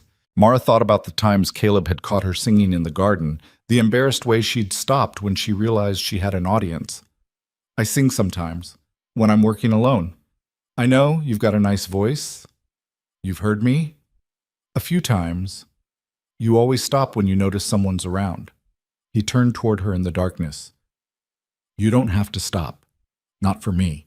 The conversation drifted after that, small revelations traded back and forth like currency. She learned that Gideon's mother had died when he was young, that his father had been a hard man who believed affection made children weak. He learned that Mara's mother had taught her to read before she died, that her father had been softer than people thought, prone to leaving wildflowers on his wife's grave. Eventually they fell asleep, not touching, but present, sharing space in a way that felt both strange and right. The next morning, Caleb noticed immediately. So you're actually married now, he said over breakfast, grinning. We were actually married before, Gideon said mildly. Yeah, but now you're married. I heard you talking last night. Mara felt her face heat. You were eavesdropping? The walls are thin and you're not as quiet as you think. He took a bite of biscuit. I'm glad, though. You both seemed sad before, trying to pretend you didn't care about each other. This is better. Out of the mouths of 13-year-olds. Mara exchanged a glance with Gideon, who looked equally embarrassed and amused. When did you get so wise? Gideon asked his son. I pay attention. Caleb shrugged. Someone has to, since you adults are so bad at it. March arrived with false promises of spring. A few warm days that melted snow, followed by late storms that buried everything again. The livestock were restless, ready for grazing that wouldn't be available for weeks yet. Money was still tight but manageable, the bank payments current. The immediate crisis survived. And then the letter came. Willis delivered it personally, riding out to the ranch with an expression that said he'd rather be anywhere else. He handed the envelope to Mara without ceremony. From the Territorial Land Office, he said. Came through official channels. She opened it, Gideon reading over her shoulder. The words swam at first, legal language dense and impenetrable, but the meaning became clear quickly enough. Someone had filed a claim disputing her ownership of Iron Creek Ranch. The claim alleged that Thomas Calloway's will had been improperly executed, that the property should have gone to his nearest male relative rather than his daughter, that Mara's ownership was legally questionable and should be reviewed by the territorial court. The signature at the bottom was Raymond's. That son of a bitch, Mara said quietly. Willis shifted uncomfortably. I wanted to warn you before the official summons arrived. Raymond's been working on this for months, apparently. Got some lawyer from Helena to file the paperwork. Does he have a case? Gideon asked. Maybe. Depends on how Thomas's will was written, whether there are any procedural issues. Montana law is messy when it comes to inheritance, especially for women. Willis met Mara's eyes. I'm sorry. I know this isn't what you need right now. After he left, Mara sat at the kitchen table staring at the letter, feeling something cold and heavy settle in her stomach. She'd survived the winter. She'd made the payments. She'd even found something like happiness with Gideon and Caleb. And now Raymond was trying to take it all away through legal manipulation. "We'll fight it," Gideon said. "Get our own lawyer, contest the claim." "With what money? Lawyers cost more than I can afford." "Then we'll figure something out. Sell some cattle early, take a loan." "I'm not taking on more debt to fight a legal battle I might lose anyway." She crumpled the letter in her fist. "Maybe I should just let him have it. Let him win. I'm so tired of fighting." "You don't mean that." "Don't I? I've been fighting since my father died. Before that even. Fighting to prove I could run this ranch, fighting to keep creditors at bay, fighting gossip and family, and everyone who wanted me to fail. And now this." She gestured at the crumpled letter. "Another fight, bigger and more expensive than all the others." Gideon was quiet for a long moment. Then he said, "You remember what I told you when we first met? That there are two kinds of people who refuse to sell when every practical reason says they should, fools and fighters." "I remember." "You're not a fool, Mara, which means you're a fighter, and fighters don't quit just because the battle gets harder. Maybe I've been fighting the wrong battle all along. Maybe I should have sold to you when you first offered, taken the money, and started over somewhere easier. But you didn't. And you know why?" He knelt beside her chair, taking her hands. "Because this place matters. Not just the land or the buildings or the property itself, but what it represents. Your father's legacy. Your mother's memory. Every sacrifice your family made. You can't put a price on that. And you sure as hell can't let Raymond steal it through legal tricks." She wanted to believe him, wanted to find the strength to fight one more battle, to face one more crisis, to keep pushing forward when every part of her was screaming to just give up. But she was so tired. "I don't know if I have another fight in me," she whispered. "Then let me carry some of the weight. That's what marriage means, right? Not just sharing the good parts, but holding each other up when one of us can't stand alone anymore." She looked at him. This man who'd ridden into her life as a stranger and somehow become essential, and felt something crack in her chest. Not breaking, opening, letting in the possibility that maybe she didn't have to be strong all the time, that maybe accepting help wasn't weakness. "What do we do?" she asked. "First, we find a lawyer who's better than whatever hack Raymond hired. Second, we dig up every piece of documentation about your father's will and the property transfer. Third, we get testimony from people who knew Thomas, who can vouch for his intentions." He squeezed her hands. "And fourth, we show that territorial court that Mara Rowe is not someone they want to cross." "Mara Rowe," she repeated, tasting the name. She'd been thinking of herself as Calloway for so long that hearing her married name felt foreign, almost jarring, but also right somehow. "Sounds better than Mara Calloway giving up," Gideon said. Despite everything, she almost smiled. "You're annoyingly optimistic, you know that?"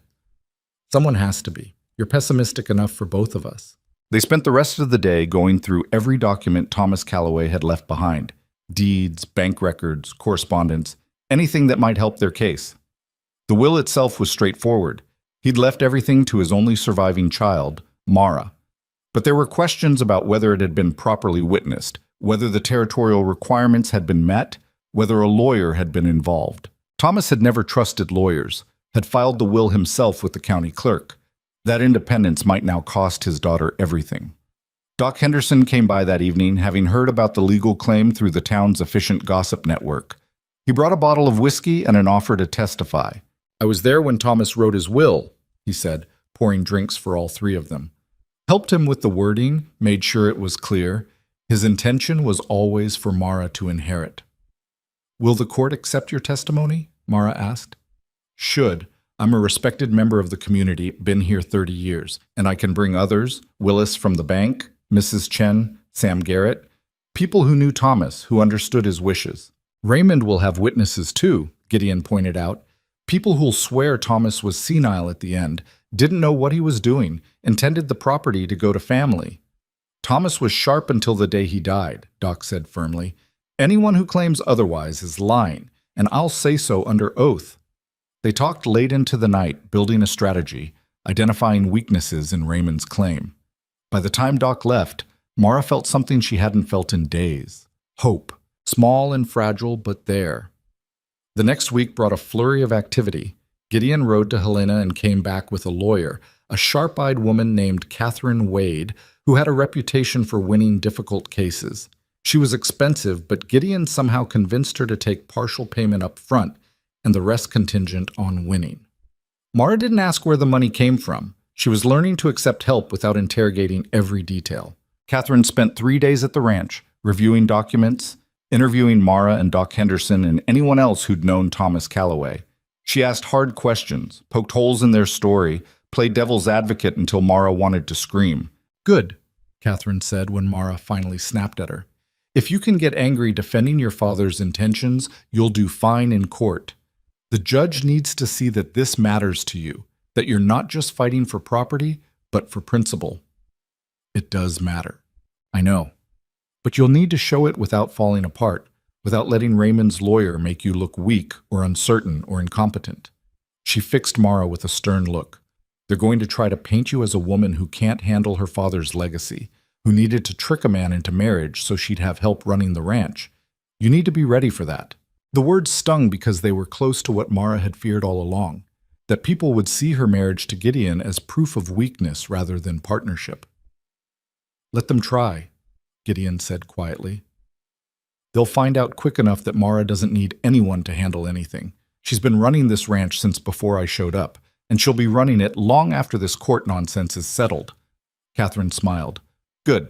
Hold on to that attitude. You're going to need it." The court date was set for late March, which gave them 2 weeks to prepare. 2 weeks of gathering evidence, rehearsing testimony, worrying about every possible thing that could go wrong. And through it all, the ranch work continued. Cattle still needed feeding, fences still needed mending, the breeding mare still required care. Life didn't stop just because legal battles were being fought. Caleb proved surprisingly helpful during this time, taking on extra chores without being asked, keeping the daily routine running smoothly while Mara and Gideon dealt with lawyers and paperwork. He'd grown in the months since arriving at Iron Creek, taller, stronger, more confident, less like the quiet, grief-stricken boy who'd first ridden onto the property and more like someone who belonged. One evening, while Mara was checking on the colt, Caleb joined her at the fence. "You're going to win," he said without preamble. "I hope so." "No, you're going to win. Because you're stubborn and smart and you don't quit. And because Pa won't let you lose. He'll fight for you the same way he's fought for everything that matters to him." She looked at this boy who somehow understood more than most adults and felt her throat tighten. "When did you grow up?" "Been growing up for a while. You just started noticing." He grinned. "Besides, someone has to be the wise one around here. You and Pa are too busy being dramatic about everything." "We're not dramatic." "You're super dramatic. All the intense staring and meaningful silences and refusing to just say what you're thinking." He shook his head in mock despair. "It's exhausting watching you two." Despite her worry, Mara laughed. "You're terrible." "I'm honest. There's a difference." He turned serious again. "But really, Mara, you're going to win. And even if you don't, which you will, we're not going anywhere. This is home now, for all of us." The words settled around her like a warm blanket. Home. Not just the ranch, not just the land, but the people who occupied it. The family they'd somehow become despite starting from such practical, unromantic foundations. "Thank you," she said quietly. "For what?" "For being here. For being you. For making this place feel less empty." Caleb ducked his head, embarrassed by the sentiment. "Yeah, well, you're not so bad yourself for a stepmom." He ran off before she could respond, leaving her standing at the fence with tears in her eyes and something warm expanding in her chest. The night before the court hearing, Mara couldn't sleep. She lay beside Gideon, staring at the ceiling, running through every possible scenario. What if they lost? What if Raymond won and she was forced to give up the ranch after all? What if everything they'd fought for ended up meaning nothing? "Stop thinking so loud," Gideon murmured in the darkness. "I can hear your brain working from here." "How can you be so calm?" "I'm not calm. I'm just better at pretending." He rolled toward her. "But panicking won't change anything. We've done everything we can. The rest is up to the judge." "What if it's not enough?" "Then we'll deal with it, together." He took her hand, threading his fingers through hers. "But I've got a feeling it will be. You've survived everything else thrown at you. You'll survive this too." She wanted to believe him, wanted to have his confidence, his certainty that things would work out. But all she could feel was fear. They rode into town the next morning, the three of them dressed in their best clothes, which weren't particularly good. Caleb's suit was slightly too small, bought a year ago and already outgrown. Gideon's jacket was worn at the elbows. Mara's dress was simple, practical. Nothing like the fine clothes the women from wealthier families wore. But they looked respectable, honest, like people who worked for what they had and didn't apologize for it. The courthouse was packed. Half the territory seemed to have shown up to watch the proceedings, drawn by the drama of a woman fighting her uncle for property rights. Raymond was there with his lawyer, a slick man from Helena who looked like he charged by the word. Marcus and his wife sat in the back, their expressions carefully neutral. Doc Henderson and Sam Garrett sat on Mara's side, along with Willis and Mrs. Chen and a dozen other townspeople who'd come to support her. The show of solidarity made her throat tight. The judge was a tired-looking man named Hawthorne, who'd been riding the circuit for 20 years. He called the court to order and listened to opening arguments from both sides. Raymond's lawyer painted Thomas Calloway as a failing old man who'd been manipulated by a daughter desperate to hold on to property beyond her capabilities. He suggested the will had been improperly executed, that Thomas's intentions had been unclear, that proper inheritance law should have given the property to the nearest male relative. Catherine Wade tore into that argument with surgical precision. She produced the will, properly signed and witnessed. She called Doc Henderson to testify about Thomas's mental clarity until the very end. She brought forward bank records showing Mara had been managing ranch finances for years before her father's death. And then she called Mara to the stand. The questions came fast and specific. How long had she worked the ranch? What were her qualifications? Had her father ever expressed doubt about her abilities? Mara answered each one honestly, her voice steady despite the fear churning in her stomach. She told the court about learning ranch work from childhood, about the years spent beside her father repairing fences and managing livestock. She explained his final words to her: hold the land, no matter what. Raymond's lawyer tried to shake her testimony, suggesting she was emotional, that grief had clouded her judgment, that marrying quickly proved she couldn't manage alone. I married because I found a partner worth building a life with, Mara said, looking directly at the lawyer. Not because I needed someone to save me from my own incompetence. And for the record, I was managing Iron Creek Ranch successfully before my husband arrived, and I'd still be managing it successfully if he'd never come. He's here because we chose each other, not because I was desperate. Gideon's expression from his seat in the gallery was impossible to read, but his eyes were bright. The proceedings dragged on for hours. Testimony and cross-examination, documents reviewed and challenged, legal arguments that made Mara's head spin. But through it all, one thing became clear. Thomas Calloway had meant for his daughter to inherit, had taken steps to ensure it, and had never expressed doubt about her capabilities.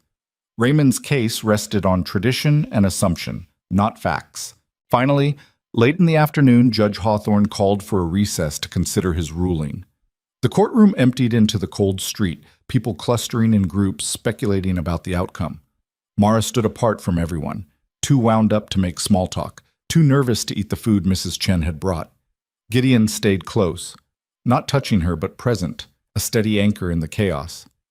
However this goes, she said quietly, thank you for standing with me. Always, he said simply. The court reconvened an hour later. Judge Hawthorne looked even more tired than before, but his expression was firm as he delivered his ruling. Having reviewed the evidence and heard testimony from both parties, this court finds that Thomas Calloway's will was properly executed according to territorial law. His intentions were clear and unambiguous. The property known as Iron Creek Ranch was to pass to his daughter, Mara Calloway, now Mara Rowe. The claim filed by Raymond Calloway is denied. Mrs. Rowe's ownership is confirmed and legally sound. The courtroom erupted. Doc Henderson let out a whoop. Mrs. Chen started crying. Sam Garrett clapped Gideon on the shoulder so hard he nearly knocked him over. And Mara just stood there, the words washing over her in waves. Confirmed. Legally sound. The ranch was hers, truly and finally, with no more questions or challenges or threats. She'd won. Raymond stormed out of the courtroom without a word, his lawyer following with a resigned expression. Marcus caught Mara's eye as he left, and for just a moment something like respect crossed his face. Then he was gone, following his father into the street. Afterward, standing on the courthouse steps with Gideon on one side and Caleb on the other, Mara finally let herself breathe. "It's over," she said, testing the words. "It's over," Gideon confirmed. Caleb grabbed both of her hands, grinning like a fool. "Told you. Stubborn and smart and doesn't quit." They rode home through the late afternoon light, the mountains glowing gold in the distance, the valley opening up before them. The ranch came into view gradually. The house, the barn, the corrals, the flower garden just starting to show the first hints of spring growth. Home. Legally, finally, irrevocably hers. But as she dismounted and looked at the land spread out before her, Mara realized something had shifted in how she thought about it. Yes, it was hers by legal right and by her father's wishes. But it was also theirs, hers and Gideon's and Caleb's, a place they were building together, not just holding on to alone. That night, lying in bed beside her husband, Mara spoke into the darkness. "I think I'm happy." Gideon turned toward her. "Yeah? Yeah. Not just not unhappy. Actually happy." She fumbled for his hand, found it. "I didn't think that was possible anymore. After my father died, after all the fighting and the debt and the fear, but it is. I'm happy." He pulled her close, and she went willingly, tucking her head against his shoulder. "Good. You deserve to be. So do you." "I am." His voice was rough with emotion. "Sarah would have liked you, I think. She'd be glad I found someone worth building a life with." The mention of his first wife should have made Mara jealous or uncomfortable, but instead it just felt right. Acknowledging the past while building the future, holding space for old love and new love simultaneously. "I wish I could have known her," Mara said. "Me too. You would have gotten along." He was quiet for a moment. "She'd be happy Caleb has you now.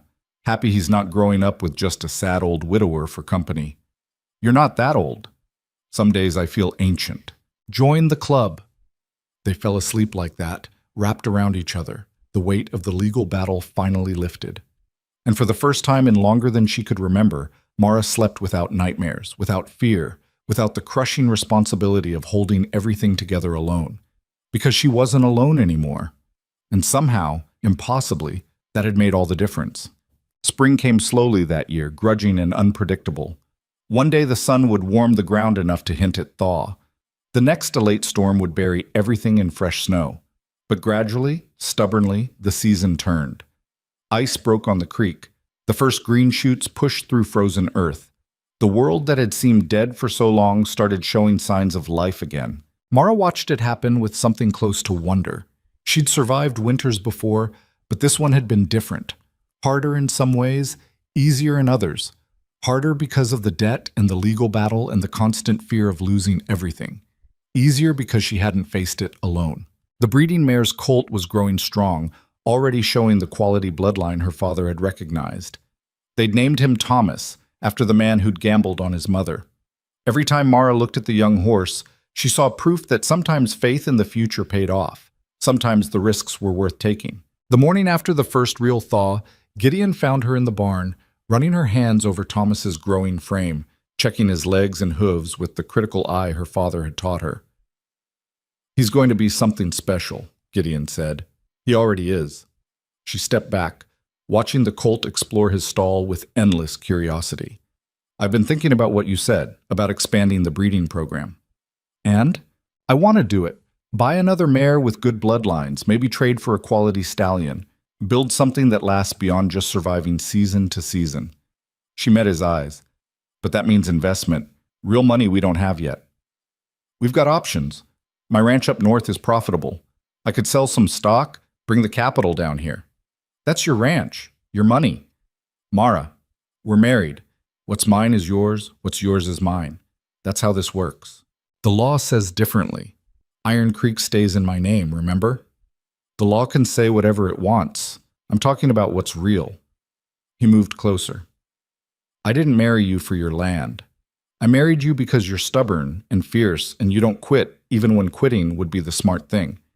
And because I wanted to build something with you, not just share space or split chores.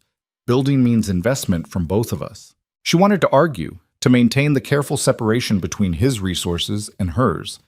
But he was right. Real partnership meant more than just legal boundaries. It meant trust and risk and letting someone else have stake in the future she was building.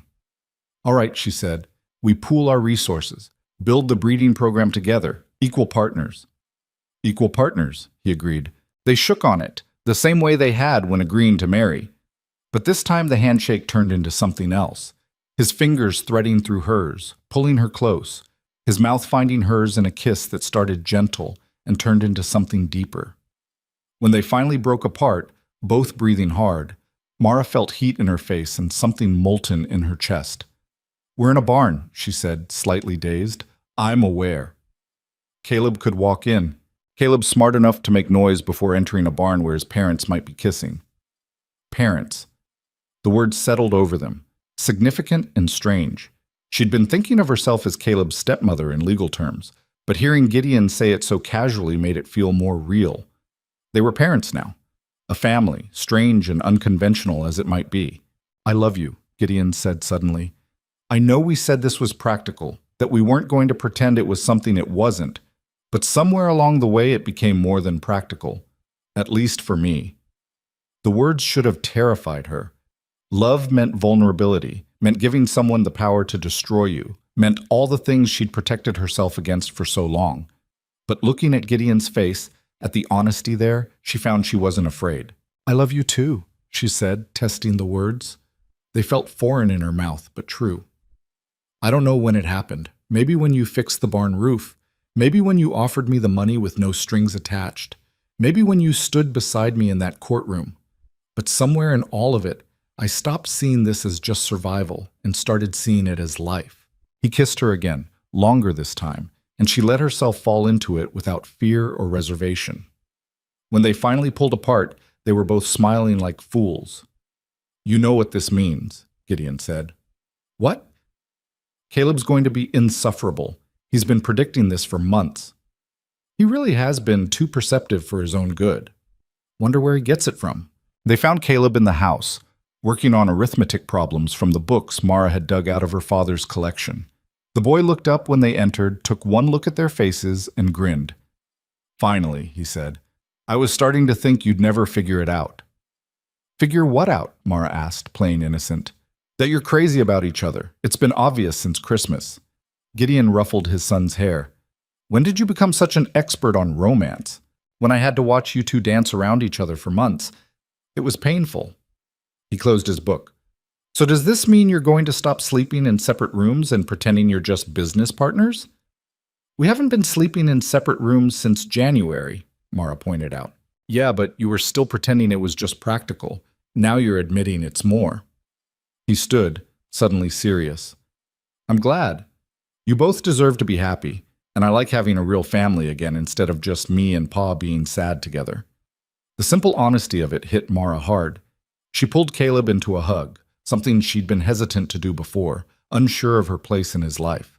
But he hugged her back fiercely, and when they separated, his eyes were bright.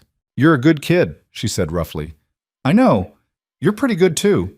For a stubborn woman who doesn't know when to quit. That's the nicest insult I've ever received. The weeks that followed felt different than anything Mara had experienced before. Not easier. The work was still brutal, the money still tight, the challenges still endless. But there was joy in it now, a sense of building towards something rather than just fighting to hold on to the past. They bought a second mare in April, a beautiful bay with excellent conformation and a pedigree that made Gideon whistle low when he saw the papers. The cost was staggering, a gamble that made Mara's stomach turn. But Gideon believed in it, and she was learning to trust his judgment. This is either going to make us or break us, she said, watching the new mare settle into the pasture beside Thomas's mother. Then we'd better make sure it makes us, Gideon said. They worked harder than ever that spring and summer, expanding the breeding operation while maintaining the cattle herd and keeping up with repairs. Caleb proved invaluable, taking on responsibilities that would have overwhelmed most boys his age.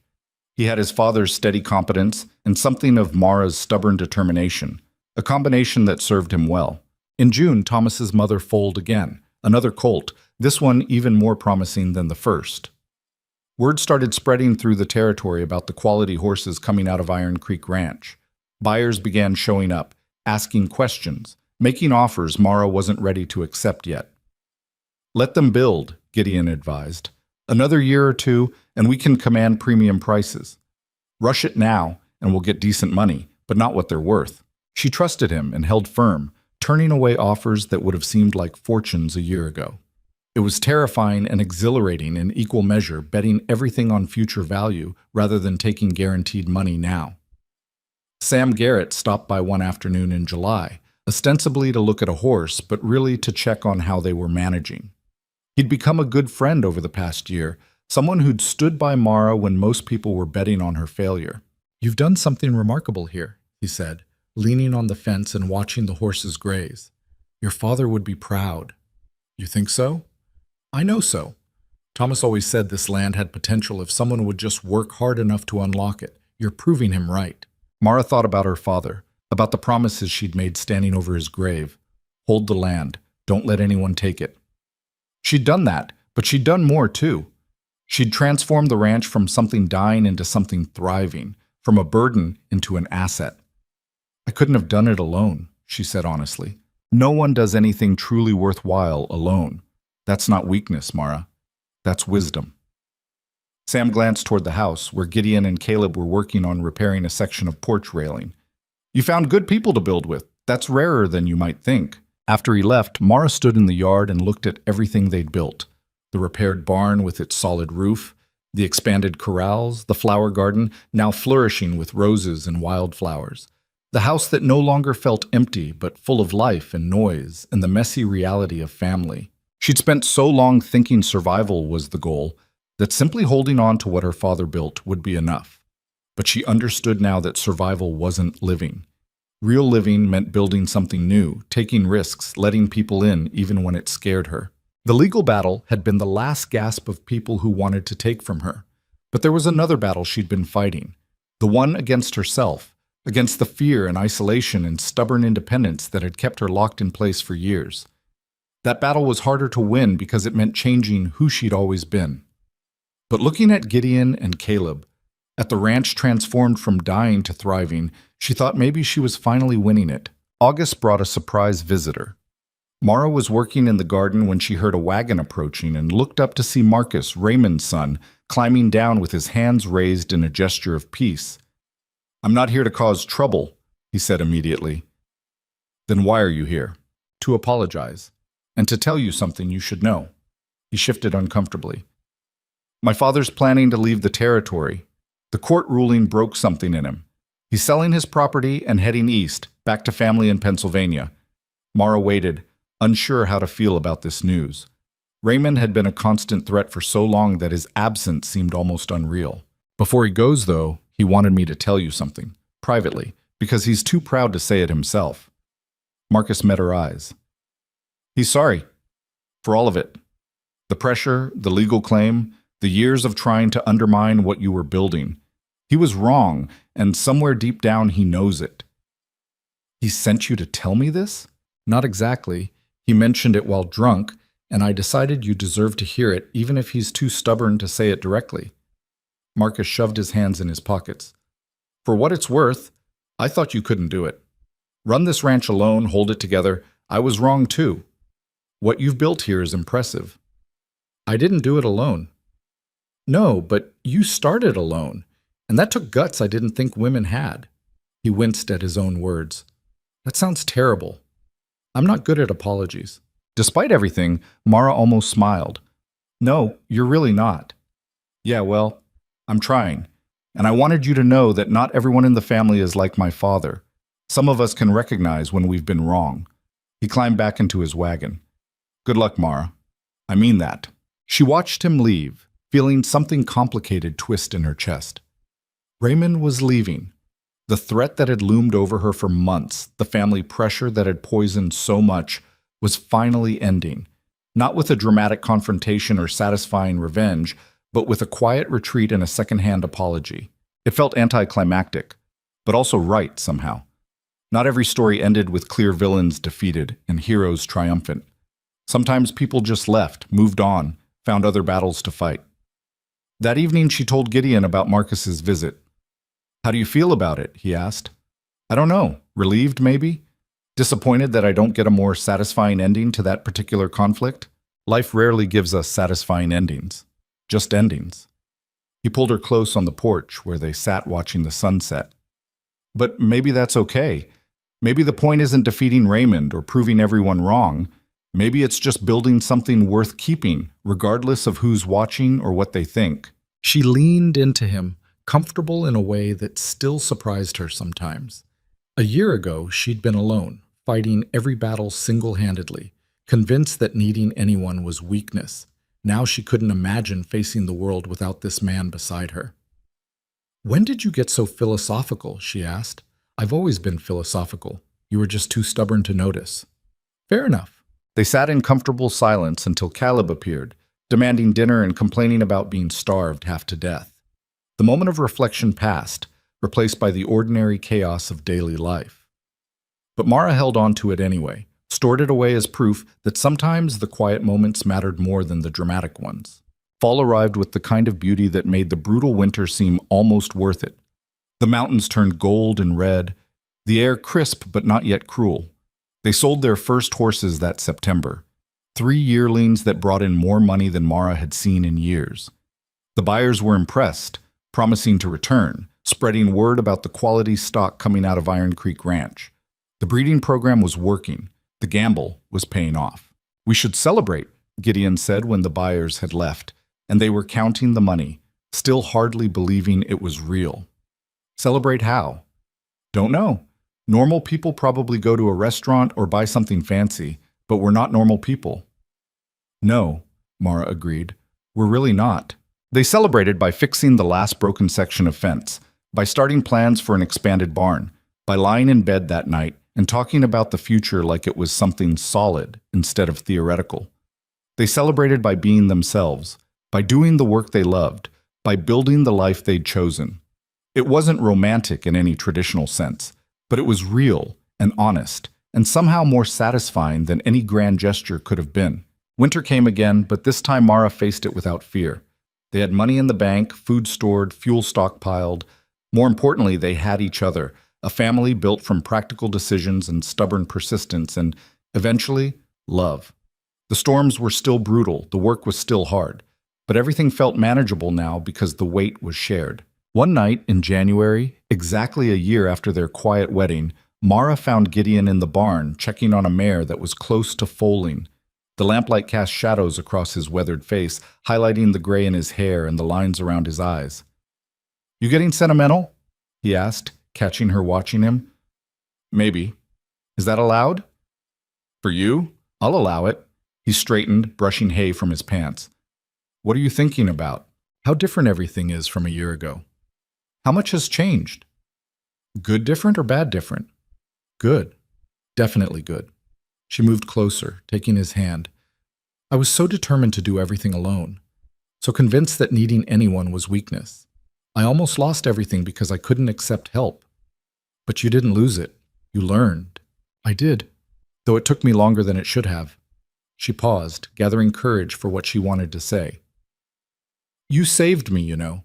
Not from losing the ranch. I'd probably have found some way to hold on to it even without you. But you saved me from the kind of life where holding on to something is all you ever do, where survival is the only goal and anything beyond that feels impossible." Gideon was quiet for a moment. Then he said, "You saved me too. From turning into the kind of man who works himself to death rather than feel anything. From raising Caleb in isolation because I was too scared to risk loving anyone again." His voice went rough. "You reminded me that fighting for something can actually win sometimes. That effort matters. That faith in the future isn't always foolish." They stood together in the quiet barn, the mare shifting in her stall nearby, the winter wind howling outside. Two people who'd started as strangers, who'd built something from practical necessity, who'd somehow found love in the most unlikely circumstances. "I'm glad you came here," Mara said. "Even though you were trying to buy my ranch and I was ready to shoot you for trespassing. I'm glad you didn't shoot me. Would have made the whole marriage thing difficult. Probably for the best." He kissed her then, gentle and familiar and perfect in its imperfection.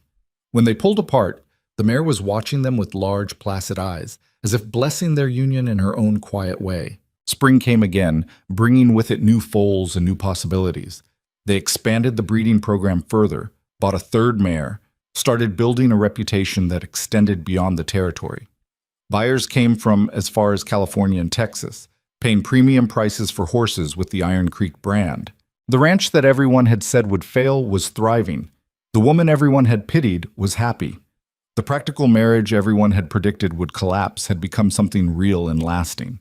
Caleb turned 15 that year, tall and confident and already showing signs of the man he'd become. He talked about staying on the ranch, about learning the business thoroughly so he could help run it when he was older. He called Mara Ma now, without thinking about it, and she'd stopped flinching at the title. They were a family, strange and imperfect and absolutely real. One evening, in late May, Mara stood in the flower garden her father had planted years ago. The roses were blooming, the wildflowers swaying in the breeze, everything alive and growing. She'd maintained this garden through the hardest times, kept it alive when everything else was falling apart, because it represented something beyond survival. It represented beauty and memory, and the stubborn insistence that some things were worth preserving even when they served no practical purpose. Gideon found her there, the way he always seemed to find her when she needed company. "What are you thinking about?" he asked. "My father. How he'd feel about all this." Proud, I'd imagine. Maybe, but also surprised, I think. He never could have imagined this. The breeding program, the success, me married with a stepson. None of it would have made sense to him a few years ago. Life rarely makes sense when you're in the middle of it. Only later looking back do you see the pattern. She looked at the ranch spread out before them, the buildings solid and well-maintained, the pastures full of quality livestock, the mountains rising beyond like a promise of permanence. Everything her father had built, transformed into something new. His legacy, but also hers now. Theirs. "I used to think holding on to this place was about honoring the past," she said, "about preserving what my father built, keeping his memory alive through sheer stubbornness. And now I think it's about building the future, about taking what he gave me and making it into something bigger, something that will outlast all of us. The past matters, but it can't be the only thing that matters." Gideon nodded slowly. "Your father gave you land and taught you how to work it, but you're the one who turned it into something extraordinary. That's not just preservation, that's creation." The word settled into her like truth. She had created something here, not alone, but as the driving force. She'd taken a dying ranch and made it thrive. She'd taken a practical marriage and made it real. She'd taken fear and isolation and transformed them into strength and family. That was worth more than any legal ruling or family approval or town gossip. It was worth everything. "I'm happy," she said, the same words she'd spoken months ago. But they meant more now, carried more weight. Not just surviving or managing or getting by, actually genuinely happy. "Good," Gideon said simply. "You deserve to be." They stood together as the sun set behind the mountains, painting the sky in shades of gold and red and purple.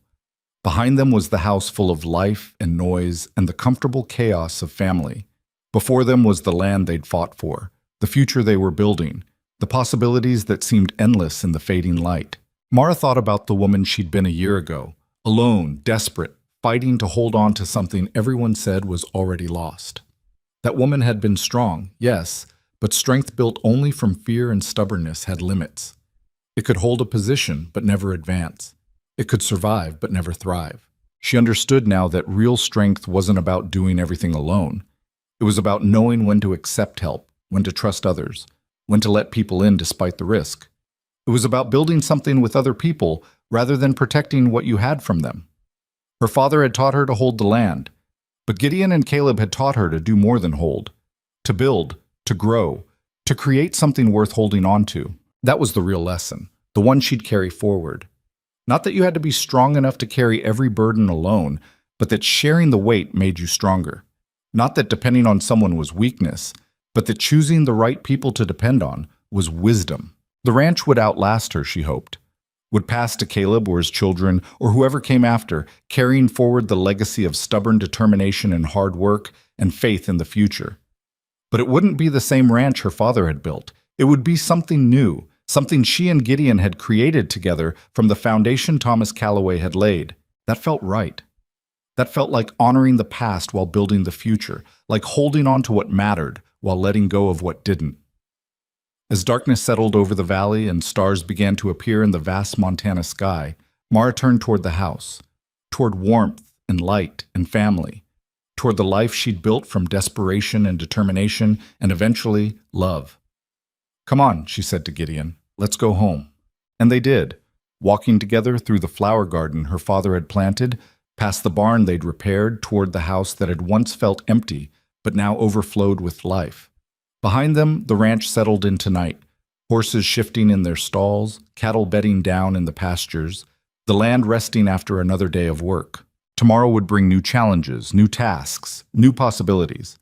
But Mara wasn't afraid of tomorrow anymore. She'd learned that the future was something you built, not something that happened to you. And she was good at building things, especially when she had the right people beside her. The ranch that everyone had wanted her to lose had become a legacy. The woman everyone had pitied had become strong. The practical marriage everyone had questioned had become real love. And somewhere in the Montana Valley, under endless stars and surrounded by mountains that had witnessed generations of struggle and survival and stubborn persistence, Iron Creek Ranch stood as proof that sometimes the hardest fights were worth winning, that sometimes the risks paid off, that sometimes, against all odds and expectations, the impossible actually happened. Not because of one person's strength or determination or refusal to quit, but because of people choosing to stand together, to build together, to face the future together. That was the real story, the one worth telling. Not about a woman who saved a ranch alone, but about a family who built something lasting from the ashes of loss and the foundation of hope. And years later, when travelers passed through the valley and asked about the successful horse ranch with the well-maintained buildings and the thriving stock, the locals would tell them about Mara Rowe, the woman who'd refused to quit when everyone expected her to fail, who'd turned a dying property into something extraordinary, who'd proven that strength wasn't about doing everything alone, but about choosing the right people to build with. They'd tell the story 100 different ways, adding embellishments and forgetting details, the way all stories change in the telling. But the core would remain true, that Iron Creek Ranch had been dying, and a stubborn woman had refused to let it die, that she'd fought for it, bled for it, built it into something worth fighting for, that she'd found family in unexpected places, and love in practical arrangements and strength, and finally letting people help carry the weight. That was a story worth remembering, worth passing down, worth holding on to when times got hard and quitting seemed easier than continuing. Because sometimes the impossible happened. Sometimes the fight was worth it. Sometimes building something with other people created miracles that one person alone could never achieve. And that truth, more than any legal ruling or financial success or family approval, was what made everything worthwhile.